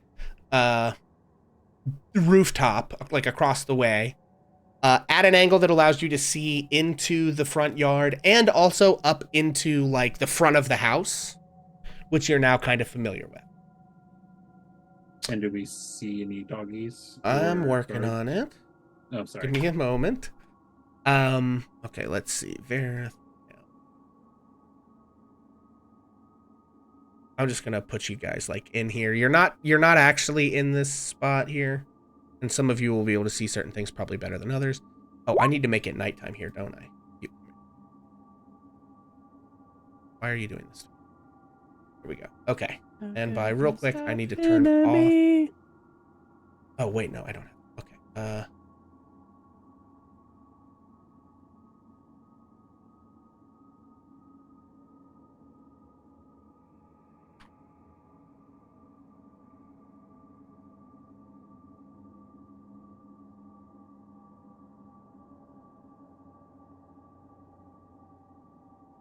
Sorry, I'm just like deleting these extra light sources that we don't need here. And then Yeah, fuck you, Ash. I think you did on without night vision. Or dark vision, whatever it is. okay. All I right. should So steal in anyway, some sort of dark vision glasses. I'm just gonna pull you guys over here. You may not all be able to see very well. We'll deal with that stuff next time. Nope, that's not the right place. This is the right place. whoa. Okay. All right. So first things first. Like I said, you all are not in the courtyard. You're across the street looking in. You all can, or the ones of you, actually everyone did high enough to see this. You can see these like shadowy forms patrolling the front yard. I think what you see is like these billowing, shadowy, black like figures in the darkness. You do also see the way that they're moving looks like a groundskeeper and two hounds, sort of like superimposed upon these somewhat more humanoid, shadowy, like figures. Here's the other thing I will say, is that looking from the front into the like door that you guys know is on that balcony, there's like I think we described it just like a sliding glass door kind of a thing. You look inside and can see from across the street. Hang on. I don't remember. You can see within the main bedroom of the Gralhund Villa a dim, glowing red light from runes that seeming are etched in the floor. You see several individuals in black cloaks kneeling around this runed circle and chanting in the dim light. And that is where we're going to leave this particular session. Mission accomplished. Damn it! They're doing devil stuff. It's okay. Oh! Anybody So- got a camera? Somebody pass me their iPhone. I'll get a video real quick. I gotta send this to Tab. I'll upload it. I'll just upload it straight to Twitter. Don't worry about it. So that's the situation. I think you also can see through other windows that there are other like flickering candle lights in the house. So it's not like the whole place is abandoned and whatever. It's like you can see, you know, based on the observation that like whatever life is sort of progressing normally in this house. You don't see like a huge guard presence like city guards or anything. You see these shadowy figures sort of mulling about. There's 3 of them mulling about the front lawn. And then up on the second floor in the balcony into the bedroom, you see some kind of ritual taking place. And that's where we're going to leave it for this evening. Damn. Yeah. So Well. one wonders what they're getting up to. With that, friends, we are going to raid somebody. So I'm going to start looking for that. In the meantime, we will remind you all who we are and where we can be found on the internet. Beginning, of course, with the cool cat himself, Vincent Page. Hey guys, I'm Vincent Page. I've been Vareth, your Gloomstalker Drow Ranger. You can find me on Twitch, YouTube, TikTok. We're doing Sea of Thieves, man. We're doing pirate stuff. Real great. Hell yeah. Love to see it. Lady stuff. Lady stuff. I've been Tav, your half-elf draconic sorceress. Yeah. Hell yeah. Skynet. Yep, I'm Skynet. I've been playing Victor Valacrest, and I'm a human paladin, and I don't know home where I'm invader. headed with myself. And a home invader now, I guess. Excellent. And Jason. Yeah, I'm Jason. I've been playing Ash, the halfling wildfire druid who's just trying to stay out of trouble. Heck yeah. And Zylander. Nope, you're a real person named Foxy. And Foxy. My name is Foxy. I have been Zylander Blazel, your Phantom Rogue. There we go. And somehow at some point became the voice of reason. And I don't understand. Character development. Heck yeah. Alrighty, folks. And of course, as always, I am Pixel, and I have been everything and everyone else. I'm And going we... to Oh, sorry. All right. And you can find me here on twitch.tv/HammerandPixel. We've been doing Final Fantasy XIV lately. And you can also find us when we do our other session, our other game, Netherdeep, hopefully next weekend, fingers crossed. With that, folks, we are going to raid DM SETI, who I think we've raided before. They are playing Strahd. I believe they're in the Yellow Temple right now. Oh, God. I'm pretty sure I've recognized the room with obelisks that they're standing in yes. behind the Lich's Library. Who knows? I don't think they have a Chadwick Lich Stitcher to be getting on with. Witch Stitcher, I'm sorry. But let's see what they're getting up to. Thank you guys for hanging out. Peace out. And we will see you next time. Let me tell a tale of a world where heroes walk among us, fighting through the darkness left by monsters and by selfish men. A tale of glory rents asunder, sacrifice and battles lost. Our heroes know not what awaits them, and still they carry on. Let me sing a song of a family forged by trials and woe. On their own they falter, but together they will write their own tale of glory rents asunder, sacrifice and battles lost. Our heroes know not what awaits them, and still they carry on. What was rent shall be restored. What was lost now shall be found. The price of valor ever rising, but victory brings new rewards. Tales of glory, might, and wonder, hard-fought battles, treasures won. Our heroes know their fate awaits them, and so they can